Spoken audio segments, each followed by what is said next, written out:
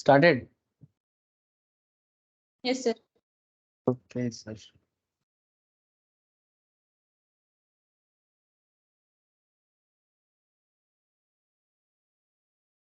अच्छा, तो चलो सर, लॉ का क्लास है, लॉ स्टार्ट करते हैं। तो बिजनेस लॉ में आज कॉन्ट्रैक्ट एक्ट के अंदर एक और एडवांस टॉपिक है सर, जिसका नाम है performance of contract. Sir, last दिन मुझे याद है लॉ का जो क्लास था, उस क्लास में हम लोग डिस्कशन किए थे क्वेश्चन आंसर। आई होप कि आप सभी ने क्वेश्चन आंसर सेशन का बड़ा अच्छा मज़ा उठाया होगा, और एग्जाम में किस टाइप ऑफ क्वेश्चंस हो सकता है इसका एक आइडिया भी आप लोगों को मिल रहा है। लेकिन sir, thorough study in professional exam is very important. ठीक है, शॉर्टकट का कोई जगह ही नहीं है। ओके, मैं स्क्रीन शेयर करता हूँ और आज का डिस्कशन फटाफट से स्टार्ट करता हूँ, ताकि थोड़ा सा लास्ट का इंडिया पाकिस्तान मैच देखने को मिले, फिनिशिंग एटलीस्ट। अगर पहले ही आउट कर दिया तो बात ही अलग है। लग तो रहा है कि खत्म कर देगा जल्दी, ऐसा मुझे लग रहा है। ओके सर, आपका दिल आज इंडिया पाकिस्तान मैच में है, आप लॉ कैसे पढ़ोगे सर? देखते हैं, कोशिश करते हैं। तो आज परफॉर्मेंस टेस्ट है। तो आज कॉन्ट्रैक्ट जो टॉपिक मैं पढ़ाने जा रहा हूँ सर, ये इसका नाम है परफॉर्मेंस ऑफ कॉन्ट्रैक्ट। ध्यान से सुन रहे हो ना सर? इस टॉपिक का नाम है performance of contract. Contract act का एक वेरी वेरी इंटरेस्टिंग पार्ट, और थोड़ा सा मैं आपको बता सकता हूँ कि ये कॉन्ट्रैक्ट में थोड़ा लेवल अप डिस्कशन है। लेवल अप इसलिए क्योंकि बेसिक्स कॉन्सेप्ट जो है ना वो ऑलमोस्ट एक बार मैंने बता दिया। हाँ, कुछ और बेसिक कुछ कॉन्सेप्ट जैसे कि ब्रीच ऑफ कॉन्ट्रैक्ट, उसका एक डिस्कशन होने वाला है, बट उससे पहले परफॉर्मेंस ऑफ कॉन्ट्रैक्ट थोड़ा देख लेते हैं। क्योंकि कॉन्ट्रैक्ट एक्ट के अंदर performance of contract is very very VVIP portion है सर। यहाँ से थोड़ा सा ना टेढ़ा सवाल भी होता है। टेढ़ा इसलिए क्योंकि इतना पॉपुलर एरिया नहीं है ना, तो इसीलिए थोड़ा टेढ़ा लगता है। ऐसे हर चीज सीधा ही होता है, लेकिन जब समझ में नहीं आता तो लगता है टेढ़ा है। अच्छा, तो परफॉर्मेंस ऑफ कॉन्ट्रैक्ट माने कॉन्ट्रैक्ट नॉर्मली दो पार्टीज के बीच में होता है ना sir. Contract is always between two parties. ठीक है, टू पार्टीज। अब दो पार्टी माने दो इंसान हो सकते हैं, दो पार्टीज माने दो कंपनी हो सकता है, दो पार्टीज बने दो पार्टनरशिप हो सकते हैं, एक इंडिविजुअल एक कंपनी हो सकता है, एक इंडिविजुअल एक पार्टनरशिप फार्म हो सकता है। माने कोई भी दो पर्सन हो सकता है जिनके बीच में कॉन्ट्रैक्ट होता है। ना क्वेश्चन इज दैट इस कॉन्ट्रैक्ट का परफॉर्मेंस कौन करता है? परफॉर्मेंस का जो ऑब्लिगेशंस है वो किस पे लागू होता है? Very important area sir. अब जैसे जैसे ना, क्या बताऊं सर, थोड़ा अलग टाइप का बात आ जाता है लॉ पढ़ाते पढ़ाते, कि अगर आप किसी को कुछ वादा करते हो है ना, तो निभाना तो पड़ता है ना। मैंने सिर्फ रिश्ता बनाने से नहीं होता है ना, इन्हें रिलेशनशिप बोलने से नहीं होता, रिलेशनशिप को निभाना पड़ता है। समझ रहे हो sir? It's very easy to say कि yes we are in a relationship. ठीक है, आप समझ रहे हो, लेकिन रिलेशनशिप में होना बड़ी बात नहीं है। बड़ी बात है कि रिलेशनशिप को निभा पाना। तो परफॉर्मेंस कुछ उस तरह का बात करता है। कॉन्ट्रैक्ट करना बड़ा बात नहीं है, उसको निभाना बड़ा बात है। समझ रहे हो सर? इसीलिए परफॉर्मेंस ऑफ कॉन्ट्रैक्ट। तो बाई होम कौन करेगा performance? Liability of joint promisor and promising, माने दो जन ने प्रॉमिस किया कि यस मैं तुम्हारे लिए काम करके दूंगा जॉइंटली, ठीक है, और दो जन ने बोला जॉइंटली, प्रॉमिसी भी बोला कि यस हम दोनों एक्सेप्ट करेंगे समथिंग। तो liability of joint promisor and joint promisee का कॉन्सेप्ट आगे डिस्कस करते हैं सर। फिर सामने आ जाता है discussion like time place and performance, माने कहाँ परफॉर्मेंस होगा, किस पॉइंट पे होगा, किस टाइम पे होगा। कभी भी क्या, माने 24/7। हाँ, जैसे आजकल नॉर्मली हॉस्पिटल्स ऐसा होगी लिख के रखता है ना कि 24/7 इमरजेंसी सर्विस। हाँ सर, हॉस्पिटल्स के लिए तो इम्पोर्टेंट है, लेकिन क्या कोई भी कॉन्ट्रैक्ट, कोई भी बिजनेस कॉन्ट्रैक्ट 24/7 होता है क्या? या कभी भी कहीं भी हो सकता है क्या? चांद में भी हो सकता है? हाँ हो सकता है, डिपेंड करता है। ठीक है, तो time place of performance of promise, कि प्रॉमिस जो किया है वो कहाँ निभाएगा, किस प्लेस पे करेगा, उसके बारे में लॉ क्या कहता है। ठीक है, शमशान घाट में तो नहीं बुला लेगा, ठीक है, आप बात समझ रहे हो सर, ठीक है, समुद्र के बीच में तो नहीं बुला लेगा जो बंदा प्रॉमिसर है या जो प्रॉमिसी है, ठीक है, समुद्र के बीच में आइलैंड पे जाके परफॉर्मेंस करेगा, मतलब जस्ट ट्राई टू अंडरस्टैंड। तो इसके बारे में लॉ कुछ क्लियर कट कहता है कि टाइम क्या होगा, प्लेस क्या होगा, परफॉर्मेंस क्या होगा। अच्छा, परफॉर्मेंस ऑफ रेसिप्रोकल प्रोमिसेस, ठीक है, रेसिप्रोकल नॉर्मली ऑपोजिट जो प्रोमिसेस होता है उसका भी आगे बात करेंगे। Appropriation of payments, that is very important part sir, क्योंकि कॉन्ट्रैक्ट में बिजनेस डील है ना सर, और जब बात बिजनेस डीलिंग्स का हो तो उसमें पेमेंट तो आ ही जाता है ना, क्योंकि नॉर्मली जो कंसिडरेशन पार्ट होता है उसमें पेमेंट करना पड़ता है, दैट्स ट्रू, ठीक है।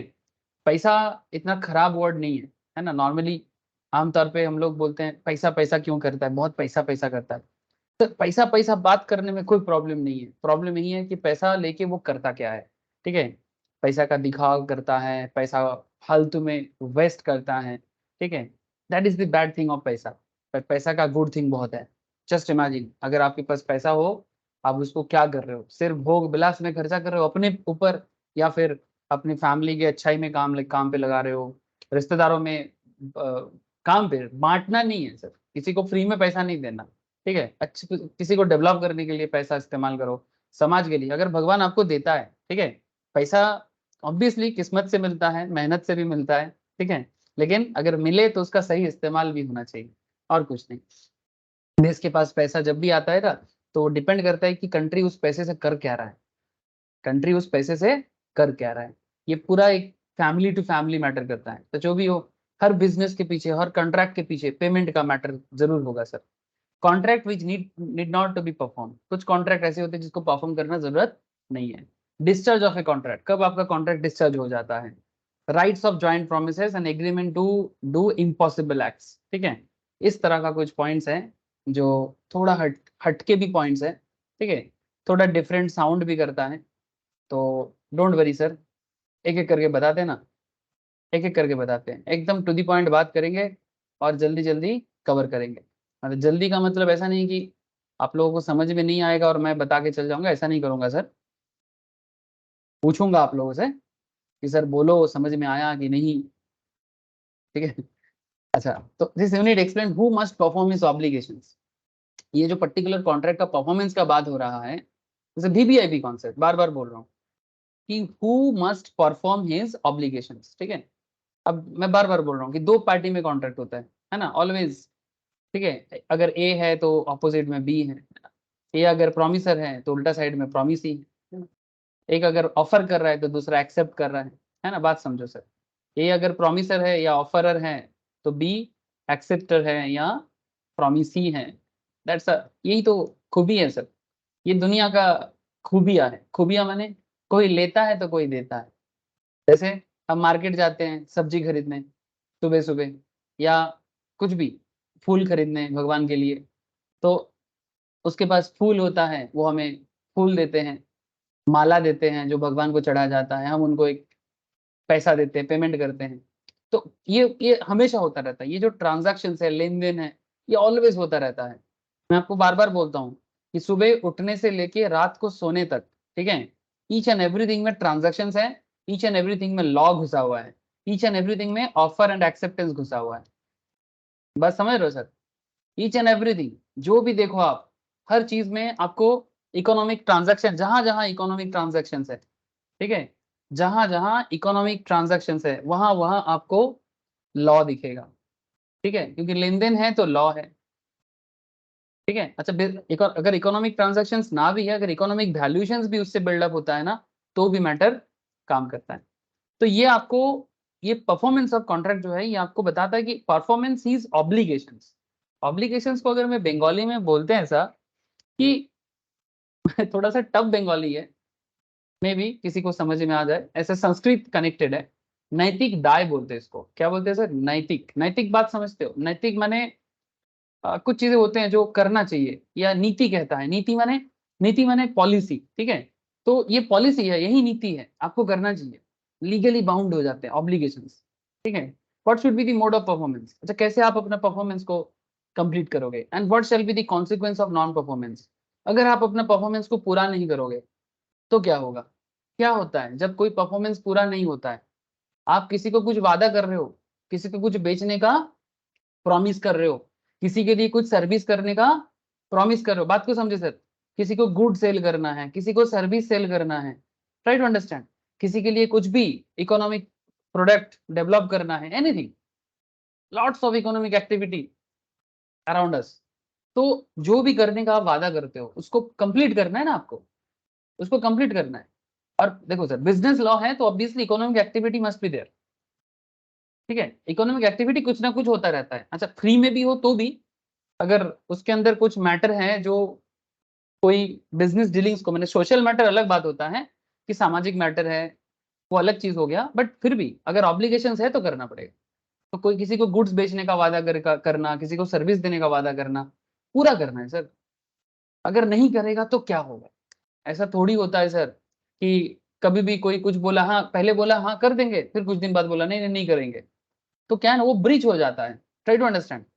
अगर अगर हर कोई ब्रिज करना चालू कर दे, हर कोई अगर ब्रिज करना चालू कर दे, ठगना चालू कर दे, या फिर ठगना नहीं बोलेंगे यहाँ पर, ऐसे आप लोगों को पता है लॉ में आप लोग ठगना किसको बोलते हैं? लाइक जब मिस्ट बाई क्वेश्चंस हो जाता है, चीटिंग हो जाता है, मिसरिप्रेजेंटेशन हो जाता है ना, वो ठगना हो गया।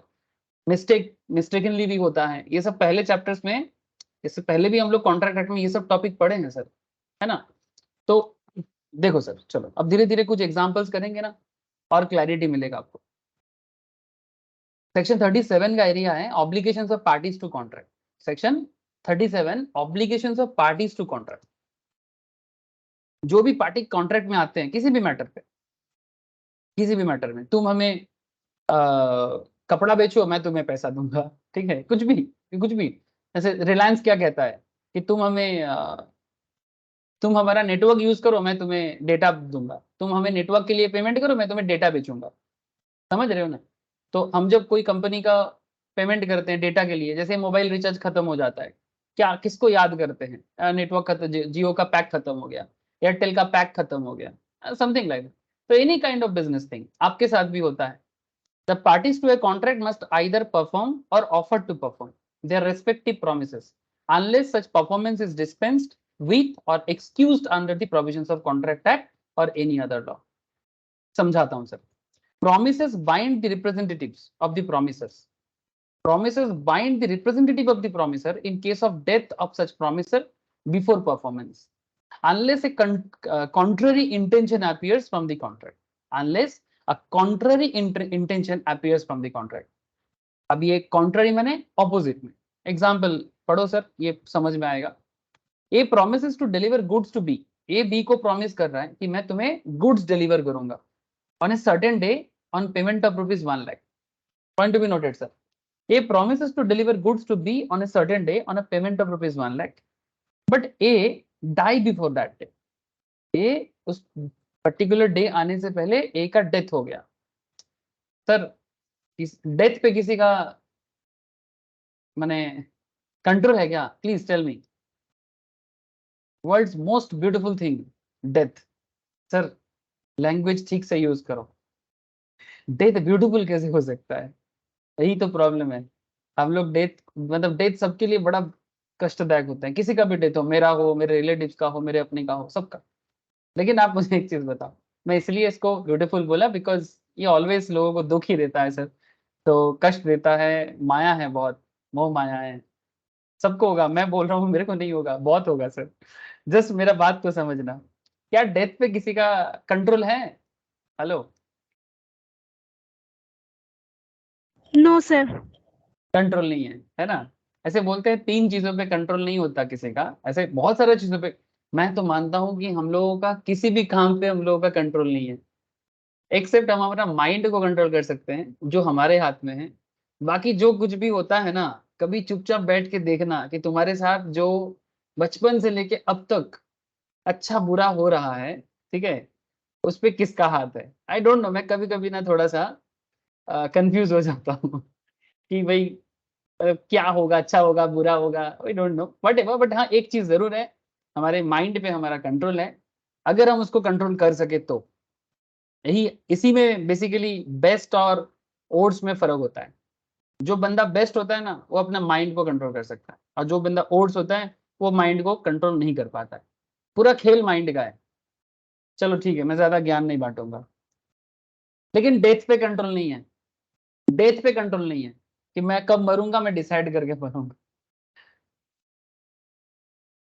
ऐसे कुछ लोग होते हैं सर, जो लोग साधक होता है ना, वो अपनी इच्छा से अपना शरीर को त्याग सकता है, उसको हम लोग बोलते हैं समाधि लेना या मोक्ष प्राप्त करना। That's a very different kind of spiritual energy, जिसके बारे में मुझे कोई ज्ञान नहीं है, बट ऐसा मैं सुना हूँ या पढ़ा हूँ कि जो लोग एक अलग level of spiritual knowledge gather करते हैं वो अपने मर्जी से अपना बॉडी को छोड़ सकता है। This is a super level of, क्या बोलते हैं इसको, ह्यूमन बीइंग अगर उस स्टेट में चले जाए ना, जैसे कि गौतम बुद्धा, ठीक है, जो बुद्धि से परे है वो बुद्धा होता है। बुद्धि रोपोरे जो है ताकि बुद्धा बल। तो जो हमारे नॉर्मल बुद्धि में नहीं आएगा ना, उसके ऊपर जाके अगर कोई अपना जिंदगी को चला सकता है, दैट्स अ वेरी अलग, वो अलग अलग चीज ऑफ स्टेट है सर, मतलब स्टेट माने अवस्था, ठीक है, वो अलग लेवल ऑफ अवस्था है, वो अलग चीज है। चलो मैं उसके बारे में भी बात नहीं करूंगा, नहीं तो कोई अगर आर्गू कर सकता है नहीं सर डेथ का भी कंट्रोल होता है, यस सर होता है, मैं इसलिए बोला ना। अगर आप कभी, हम लोग पहुंच ही नहीं पाएंगे तिब्बत में, हिमालय के चोटी में, ऐसे बहुत सारे साधु संत हैं जो तपस्या में लीन है, 150 साल से शायद 200 साल उम्र हो गया, अभी भी जिंदा है। चलो छोड़ो, अब आर्गू नहीं करेंगे, कोई बोलेगा प्रूफ क्या है, अरे हजारों प्रूफ है। चलो छोड़ो। तो ये die before that day, is representative are bound to deliver the goods to B. अब देखो, अब चलो लॉ में आ जाओ, मैं कभी कभी थोड़ा सा आप लोगों को अलग ही लेवल में लेके चला जाता हूँ। A promise to deliver goods to B on a certain day on payment of 1 lakh. A die before that day. अब ए के मृत्यु, डाई डाई पे तो किसी का कंट्रोल नहीं था, लेकिन ए का रिप्रेजेंटेटिव जो है उसको गुड्स डिलीवर करना पड़ेगा बी को, है ना। And B is bound to pay 1 lakh to as representative. Representative माने, रिप्रेजेंटेटिव माने इसको क्या बोलेंगे बंगाली में, रिप्रेजेंटेटिव माने क्या बोलते हैं रिप्रेजेंटेटिव को बंगाली हिंदी में, माने बिहाफ, उनके बिहाफ में, ये भी तो इंग्लिश ही हो गया। क्या हालत है, मदर टंग का हालत खराब हो जा रहा है दिन में। अरे रिप्रेजेंटेटिव का माने तुम और बौदोले, हाँ इसको बंगाली में से बोल सकते हैं, माने एक ए का तो डेथ हो गया, अब ए के जगह में ए का कोई है जो लीगली ए का ही, क्या बोलेंगे उसको, माने लीगल हायर बोल सकते हो, लीगल हेयर माने, से फॉर एग्जांपल ए का बेटा, ठीक है, अब ए को गुड सप्लाई करना था, ए मर गया, तो ए मर गया तो ए का बच्चा जो है, ठीक है, उनके ऊपर लाइबिलिटी आ जाएगा कि भाई तुम्हारे पापा के साथ बी का बात हुआ था, अब पापा तो चले गए, अब तुम गुड्स जो है वो बी को बेचो, और बदले में बी जो है उसको 1 लाख देना पड़ेगा, है ना सर। तो यहाँ पर क्या हो रहा है सर, बड़ा सिंपल बात है ना, जिंदगी के साथ जुड़ा हुआ परफॉर्मेंस। क्या हो रहा है सर, परफॉर्मेंस हो रहा है, ठीक है। मतलब ऐसा नहीं कि एक का डेथ हो गया तो हमको क्या पता। बहुत लोग ऐसे बोलते हैं ना, आमी की जानी। ऐसा नहीं है, आमी की जानी, बदमाशी चलेगा नहीं सर, ठीक है। अगर जैसे नॉर्मली बिजनेस फील्ड में ऐसे होते हैं कि अगर पहले किसी के साथ डील हुआ था और अगर वो डील बाद में एग्जीक्यूट हो सकता है, तो सामने आगे जिसको मिलेगा ना वो पर्टिकुलर प्रॉपर्टी या बिजनेस, उनको ये कंप्लीट करना पड़ेगा, ये ऑब्लिगेशन उनको फुलफिल करना पड़ेगा, ठीक है। तो यही कहना चाहता है, obligations of parties to contract, ऐसा बोलने से नहीं होगा कि हमें क्या पता, आमी की जानी, है ना, ये सब बातें नहीं चलेगा सर। अच्छा लेकिन अब दूसरा एक खेल देखो सर, दूसरा खेल देखो, मजा देखो sir. A promises to paint a picture for B by a certain day at a certain price. A promise किया बी को कि मैं तुम्हारे लिए तुम्हारा एक इमेज बना दूंगा, ऐसे होता है ना, क्या बोलते हैं उसको, अरे जब किसी का पोर्ट्रेट, है ना, जब किसी का पोर्ट्रेट बनाया जाता है, तो वो बोला था कि तुमको तुमको मैं एक इमेज बना के दे दूंगा तुम्हारा ही एकदम डिट्टो, जो जैसे पोज में बोलोगे वैसा पोज में। ए डाई बिफोर द डे, ए उस दिन से पहले मर गया।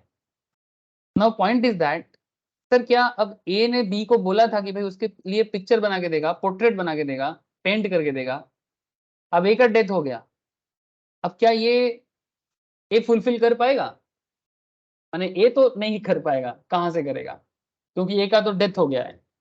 क्वेश्चन इज दैट ए का रिप्रेजेंटेटिव क्या ये कर सकता है।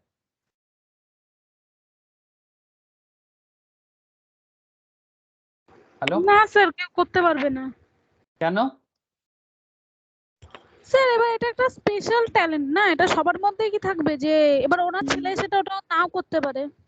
Very good answer sir, very good answer, very good answer. As representative ये कर पाएगा नहीं कर पाएगा ये फुल्ली डिपेंड करता है। Very good answer sir. ठीक है कि ये स्पेशल स्किल्स है, ठीक है, ये पर्सनल स्किल्स है। अब आर्टिस्ट तो घर घर में नहीं मिलता ना sir, that's a very simple point. आप ऐसे बहुत कम देखोगे, घर घर में आप ग्रोसरी सेलर्स मिल जाएगा आपको, घर घर में आपको नॉर्मल दुकानदार मिल जाएगा कि भाई ये भी बेचता है वो भी बेचता है, लेकिन ऐसा आपको बहुत कॉमन नहीं दिखेगा कि भाई ये भी आर्टिस्ट है वो भी आर्टिस्ट है। आर्टिस्टिक नेचर जो होते हैं या फिर कोई भी स्पेशल या पर्सनल स्किल, ठीक है, ये सब कोई मतलब किसी का पापा चार्टर्ड अकाउंटेंट है तो बेटा भी चार्टर्ड होगा, ये भी पॉसिबल नहीं है ना। ये भी स्पेशल स्किल्स है ना, तो नॉट नेसेसरी। यहाँ हो सकता है कि पापा ने बोला था ऑडिट कराएंगे तो बच्चा उसका बेटा भी बाद में बना है, वो कर दिया, वो अलग बात है। लेकिन पर्सनल स्किल एकदम स्पेशल पर्सनल स्किल्स होते हैं, पर्सनल स्किल एकदम पर्सनल स्किल्स होते हैं। इसीलिए आर्टिस्टिक मैटर जैसे जो भी चीज पर्सनल स्किल से जुड़ा हुआ होता है, ठीक है, या पर्सनल नेचर का होता है, वो वही कर सकता है और कोई नहीं कर सकता। वैसा चीज का कॉन्ट्रैक्ट कंप्लीट होना या परफॉर्मेंस हो पाना पॉसिबल नहीं है। सो आई थिंक सेक्शन 37 आप समझ पा रहे हो सर, सेक्शन 37 आप समझ पा रहे हो, है ना। सेक्शन 37 परफॉर्मेंस ऑफ कॉन्ट्रैक्ट के बारे में बात कर रहा है, ऑब्लिगेशन ऑफ पार्टीज के बारे में बात कर रहे हैं। Obligation of parties, normal goods के केस में ए का प्रॉमिस ए का बच्चा पूरा कर सकता है, बट जब भी स्पेशल स्किल्स का बात हो तो ए का बच्चा भी आर्टिस्ट बनेगा, इसका कोई गारंटी भी नहीं है। और अगर अगर आर्टिस्ट बन भी गया, अगर आर्टिस्ट बन भी गया फिर भी देयर इज अ पॉइंट कि हो सकता है कि जो पिक्चर पेंट करने दिया था उसको उसका बेटा का जो आर्टिस्टिक नेचर है उसको पसंद नहीं आ रहा है ना। तो जरूरी नहीं कि वो भी सेम कॉन्ट्रैक्ट आगे बढ़े, है ना, सेम कॉन्ट्रैक्ट कंटिन्यू हो, एट नॉट नेसेसरी। तो क्योंकि ये पर्सनल स्किल्स है। लेकिन मानो किसी का पापा का ग्रोसरी का दुकान है, उसमें चाल दाल तेल मिलता है, ठीक है, सिंपल बात कर रहा हूँ, उसका बेटा दुकान में बैठा, तो पापा भी चाल डाल तेल बेचता था तो बेटा भी चाल डाल तेल ही बेचता है, नया थोड़ी ना कुछ बेच रहा होगा। तो ये पॉसिबल है कंटिन्यू कर पाना। पर पापा पेंटर थे बेटा भी पेंटर बनेगा, ये कैसे पॉसिबल होगा? हेलो, सबको समझ में आ रहा है sir? Please tell me.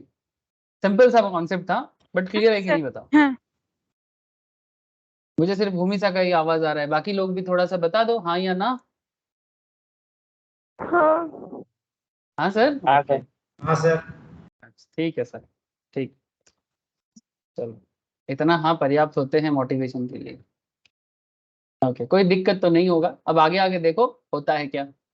Section 37 को अगर एनालिसिस किया जाए, ये जो performance of obligations of parties, ठीक है, अगर सेक्शन 37 को थोड़ा एनालिसिस किया जाए तो क्या निकल के आता है? सर बने रहो, सर बने रहो, कनेक्ट रहो, क्योंकि क्या पता आगे क्या मिल जाए। A contract being an agreement enforceable by law. Contract क्या होता है? कॉन्ट्रैक्ट एक एग्रीमेंट होते हैं, ठीक है, जिसमें दो पार्टी के बीच में एग्रीमेंट होते हैं। एक पार्टी ऑफर करता है, ये सब बेसिक्स है, एकदम पहला पहला क्लास कॉन्ट्रैक्ट एक्ट का आप लोगों ने पढ़ा होगा। एक पार्टी ऑफर करता है, दूसरा पार्टी एक्सेप्टेंस करता है। तो एक ने ऑफर किया, दूसरे ने एक्सेप्ट किया, तो दोनों के बीच में क्या बनता है? एग्रीमेंट बनता है। Equation is very clear, offer plus acceptance equals to agreement and agreement enforceable by law equals to contract. जब कॉन्ट्रैक्ट बनता है वो लीगल ऑब्लिगेशन क्रिएट करता है ना। तो इसलिए क्या बोला? A contract being an agreement enforceable by law. Enforceable word का मतलब होता है लागू होना, लागू होना, पॉइंट टू बी नोटेड, ठीक है। ये हिंदी में भी बोला जाता है, बंगाली में भी बोला जाता है, काल থেকে लागू हवे, लागू करा हवे, यस, ये सब संस्कृत से ही आया है सर। सो काफी सारे हिंदी बंगाली आपको सिमिलर मिलेगा। तो contract being an agreement enforceable by law creates legal obligations which subsist until discharged. जब तक ये डिस्चार्ज ना हो जाए, जब तक इसको छोड़ा ना जाए, तब तक ये ऑब्लिगेशंस बना रहेगा। अब डिस्चार्ज कैसे होता है वो भी मैं आपको आगे आगे बताऊंगा। परफॉर्मेंस ऑफ द प्रॉमिस और promises, performance of the promise or promises remaining to be performed is the principal and most usual mode of discharge. The basic rule is that promiser must perform exactly what he has promised to perform. Basic rule क्या है? Promiser जो promise किया है वो exactly वैसा ही काम करेगा। The obligation to perform is absolute, ये एब्सोल्यूट है, करना पड़ेगा, पूरा करना पड़ेगा। Thus, it may be noted that it is necessary for a party who wants to enforce the promise made to him to perform his promise for himself or offer to perform his promise only after he can ask the other party to carry out his promise. This is the principle which enshrined in section 37. Thus, it is primary duty of each party to a contract to either perform or offer to perform his promise. या तो perform करो या तो तुमको offer किया जा रहा है कि परफॉर्मेंस कंप्लीट करो। He is absolved from such a responsibility only when, under provisions of law or an act of the other party to the contract, the performance can be dispensed with or excused. अगर कोई special scenario हो तो may be performance को रोका जा सकता है। Thus, from above it can be drawn that performance may be actual or offered to perform. Wait sir, wait. अभी तो कुछ बोला ही नहीं, ये तो जस्ट एक सिंपल से एनालिसिस दिया है, बट ये एनालिसिस को समझने के लिए थोड़ा सा वेट करना पड़ेगा क्योंकि अभी एनालिसिस हुआ ही नहीं है। देखो अब 37 में यहाँ पर ना कुछ एक्चुअल परफॉर्मेंस के बारे में बात कर रहे हैं। क्या हो रहा है सर? Actual performance. कुछ जैसे ऑफर टू परफॉर्म और परफॉर्म में फर्क होता है।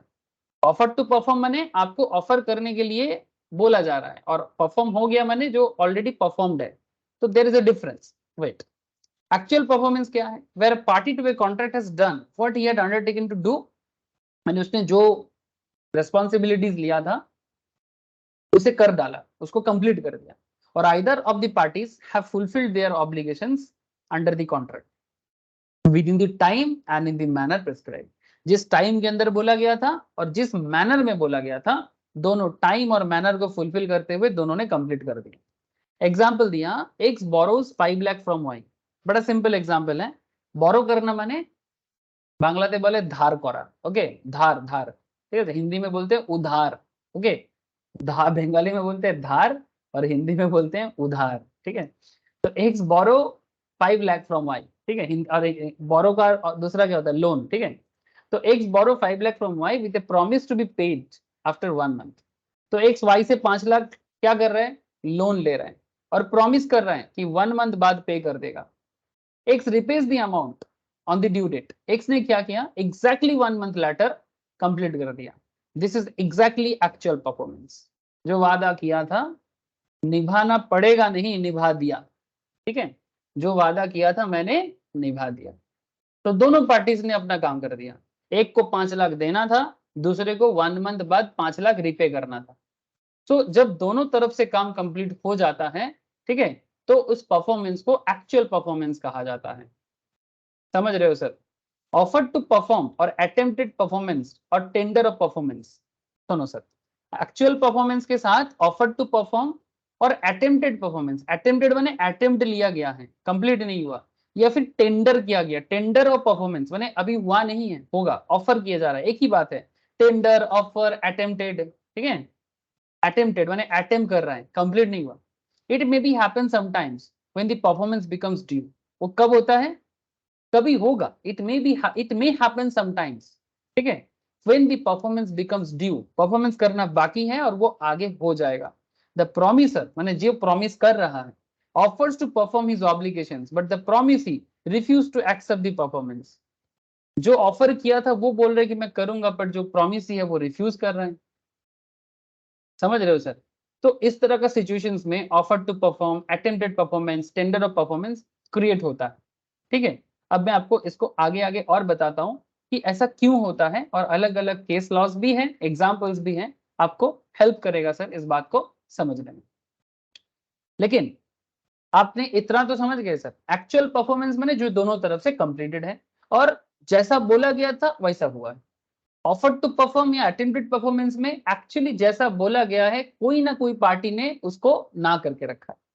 या तो प्रॉमिसर ने बोला, प्रॉमिसी ने नहीं किया, या तो प्रॉमिस ही रोक के रखा है, ठीक है, कुछ तो हुआ है जो एक्चुअल परफॉर्मेंस कंप्लीट को होने से रोक रहा है, ठीक है सर। तो this is called offer to perform या फिर टेंडर परफॉर्म या फिर अटेम्प्टेड परफॉर्म। तो ये सेक्शन 37 का एरिया था। अब क्या है सर? 38 का area, effect of refusal to accept offer of performance. Section 38 बोलता है कि अगर कोई परफॉर्मेंस को कोई एक्सेप्ट नहीं करता या फिर रिफ्यूजल करता है, रिफ्यूज करना माने तो जानते हो आप लोग, है ना, त्यागता है, त्याग करना, ओके, तो उसका इफेक्ट क्या होता है? Where a promiser has made an offer of performance to the promisee, जिसने ऑफर किया है सर, प्रोमिसर माने जो ऑफर कर रहे हैं, है ना, बेसिकली किसी किसी को ऑफर भी साउंड अच्छा लगता है, तो वो जो प्रॉमिस कर रहा है, और एक एक क्या है ना, एक प्रॉमिस करता है, दूसरा उस प्रॉमिस को माने क्या बोलेंगे उसको, जिसके लिए प्रॉमिस हो रहा है, ठीक है, उसको एक्सेप्ट करता है। So where a promiser has made an offer of performance to the promisee and the offer has not been accepted, लेकिन ऑफर एक्सेप्ट नहीं हुआ, then the promisor is not responsible for non performance, क्योंकि acceptance ही तो नहीं हुआ, nor does he thereby loses his rights under the contract, या फिर वो अपना अधिकार, राइट जो क्रिएट हुआ कॉन्ट्रैक्ट में, वो भी वो उसका लॉस नहीं होगा। Every such offer must fulfil certain condition, हर एक ऑफर इस तरह का सर्टेन कंडीशन फुलफिल करता है, जैसे कि ऑफर हमेशा अनकंडीशनल होना चाहिए, माने प्रॉपर, माने हर चीज में आप कंडीशन मत लगा दो यार, अगर ऐसा होगा तो होगा, नहीं तो नहीं।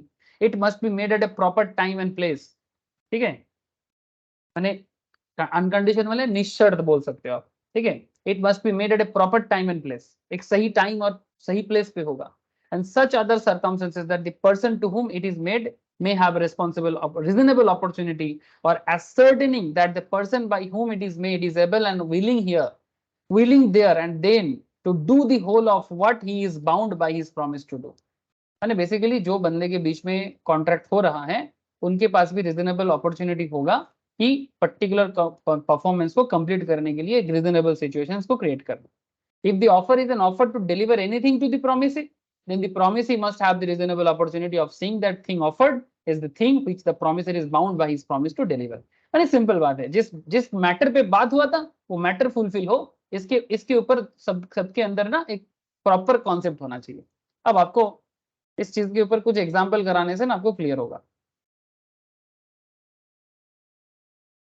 ध्यान से देखो, एनफ है ये example. P promises deliver certain goods to R, P ने प्रॉमिस किया R को कि मैं तुमको कुछ गुड्स डिलीवर करूँ, ठीक है, कुछ भी हो सकता है। P takes the goods to be appointed place during place hours, P takes the goods to the appointed place during business hours, but R refuses to take the delivery of the goods, ठीक है। This is an attempted performance as P the promiser has done what he has required to do under the contract। बात समझ रहे हो sir? हो क्या रहा है, जैसे मानो ये चीज आप लोगों के साथ रियल लाइफ में हमारे साथ भी होता है सर, कभी कभी पब्लिक ऐसा करता है। से फॉर एग्जांपल हम लोगों ने फ्लिपकार्ट, एक एग्जांपल के तौर पे ले रहा हूँ, अब कोई भी ऐप का एग्जांपल ले सकता था, but Flipkart is a very popular app, you all know about Flipkart. कभी कभी ऐसा होता है ना सर कि फ्लिपकार्ट वालों को हम लोगों ने कुछ ऑर्डर किया, ठीक है, सपोज ये एक क्या है सर, ये क्या बोलते हैं इसको, मशीन है जिससे नॉर्मली लड़का लोग क्या करते हैं, अपना दाढ़ी बनाता है, ठीक है, बियर्ड बनाता है, ओके।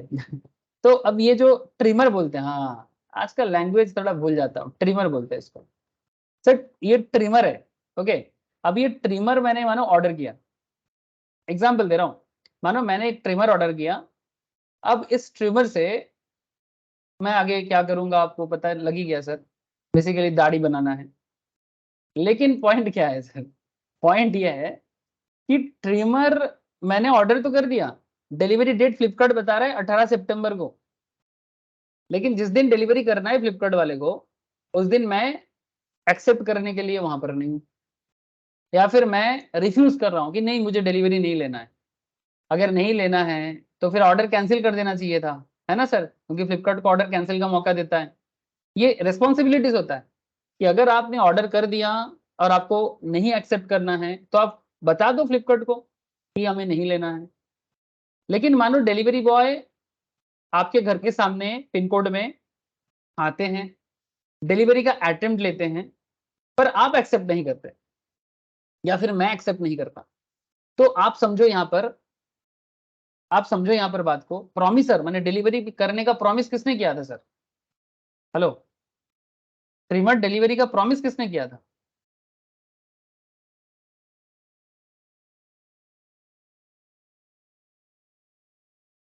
हेलो, बोलो सर बोलो। फ्लिपकार्ट यहाँ पर प्रॉमिसर है, यस और नो? हाँ सर। और मैं कौन हूँ? प्रॉमिसी, है ना? तो फ्लिपकार्ट ने मेरे को प्रॉमिस किया था, है ना? फ्लिपकार्ट ने मेरे को प्रॉमिस किया था डिलीवरी करने का, बट मैं कौन बन गया सर? प्रॉमिसी, और मैं इसको एक्सेप्ट नहीं किया। तो एग्जैक्टली वही सिचुएशन यहाँ अराइज कर रहा है, एग्जैक्टली सेम सिचुएशन अराइज कर रहा है sir. P promised to deliver certain goods to R. P takes the goods to the appointed place during business hour. अच्छा, एक बात है सर, यहाँ पर ये जो टाइम एंड प्लेस का बात बार बार कर रहा है, यहाँ पर एक चीज देखना पड़ेगा। अच्छा, फ्लिपकार्ट को मैंने बोला था कि 18 तारीख को देना है। अच्छा, फ्लिपकार्ट मानो रात को 11 साढ़े 11 बजे डिलीवरी बॉय को मेरे घर के सामने भेजता है। Point to be noted sir, ठीक है? रात को 11 साढ़े 11 बजे मेरे घर के सामने डिलीवरी बॉय को भेजता है। अच्छा, आप मुझे बताओ, ये रात 11 साढ़े 11 ये कोई प्रॉपर टाइम हुआ डिलीवरी का? Reasonable time? हाँ सर? नहीं सर, नहीं है ना?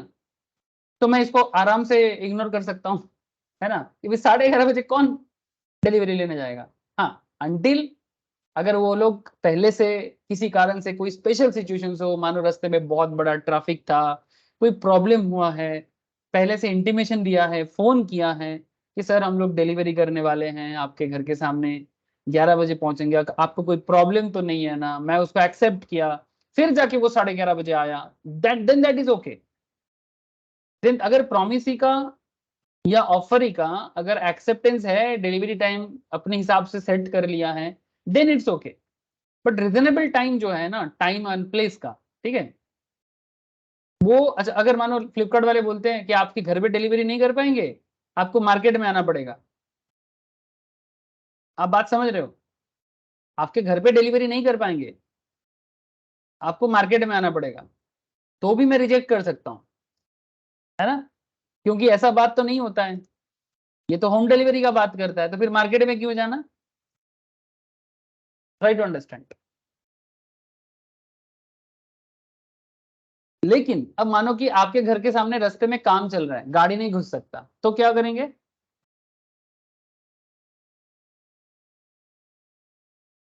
है ना? कुछ कोई कोई लोग ऐसे होते हैं सर, अड़ियल टाइप का। नहीं, आप तो होम डिलीवरी का बात किए, आपको घर तक पहुंचाना पड़ेगा। अरे भाई, तुम्हारे वहां पर म्यूनिसिपल कॉर्पोरेशन गड्ढा खोद के रखा है। कोलकाता में जैसे आप देखोगे ना, हर ऑल टाइम कहीं ना कहीं रास्ते पे गड्ढा खोद के रखता है, होता ही होता है कोलकाता में हमेशा। स्पेशली मैं केएमसी का बात कर रहा हूँ।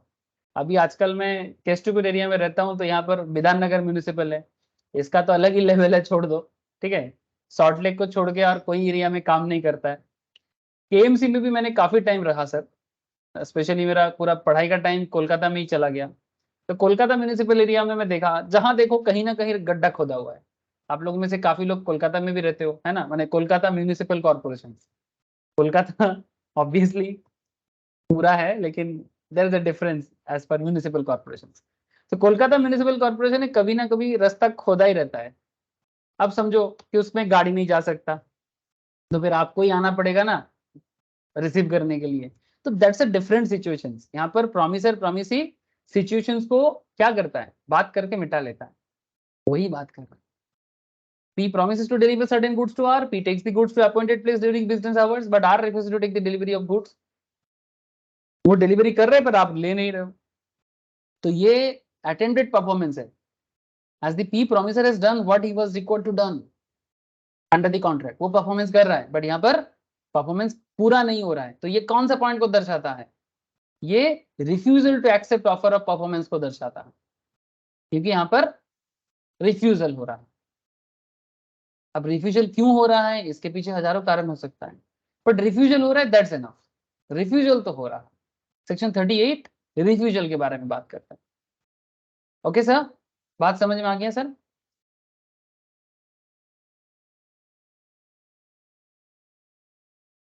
बात समझ में आ रहा है कि नहीं आ रहा है? Please tell me sir. हाँ सर।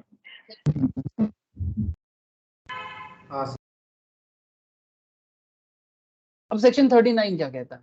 39 कहता है effect of refusal of party to perform होलली।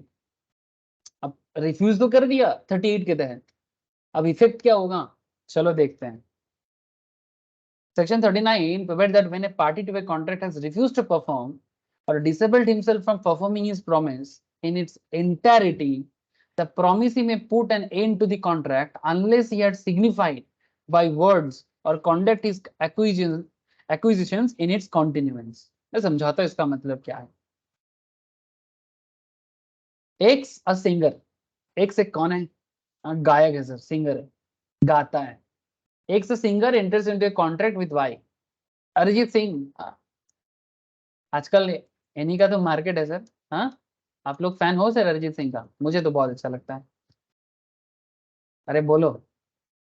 Last time Kolkata में आया था 2022 में, यहाँ 2023 के फरवरी के आसपास, मुझे याद है। नहीं सर, मैं ऐसा कंसर्ट में इतना जाता नहीं हूँ। पहले बोला था टिकट का प्राइस कुछ 2000 करके था, फिर बाद में पता चला कि कॉन्सर्ट का एक एक टिकट का दाम 10,000 15,000 करके दाम पड़ा है। ऐसा ऐसा दाम चला गया था। बहुत लोग बोला था अरिजीत सिंह को कि इतना टिकट का प्राइस होने से नॉर्मल लोग कैसे देखेगा, ठीक है।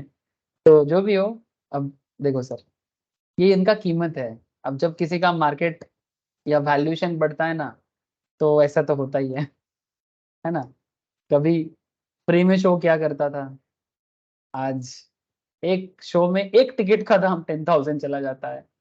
So this is called valuation.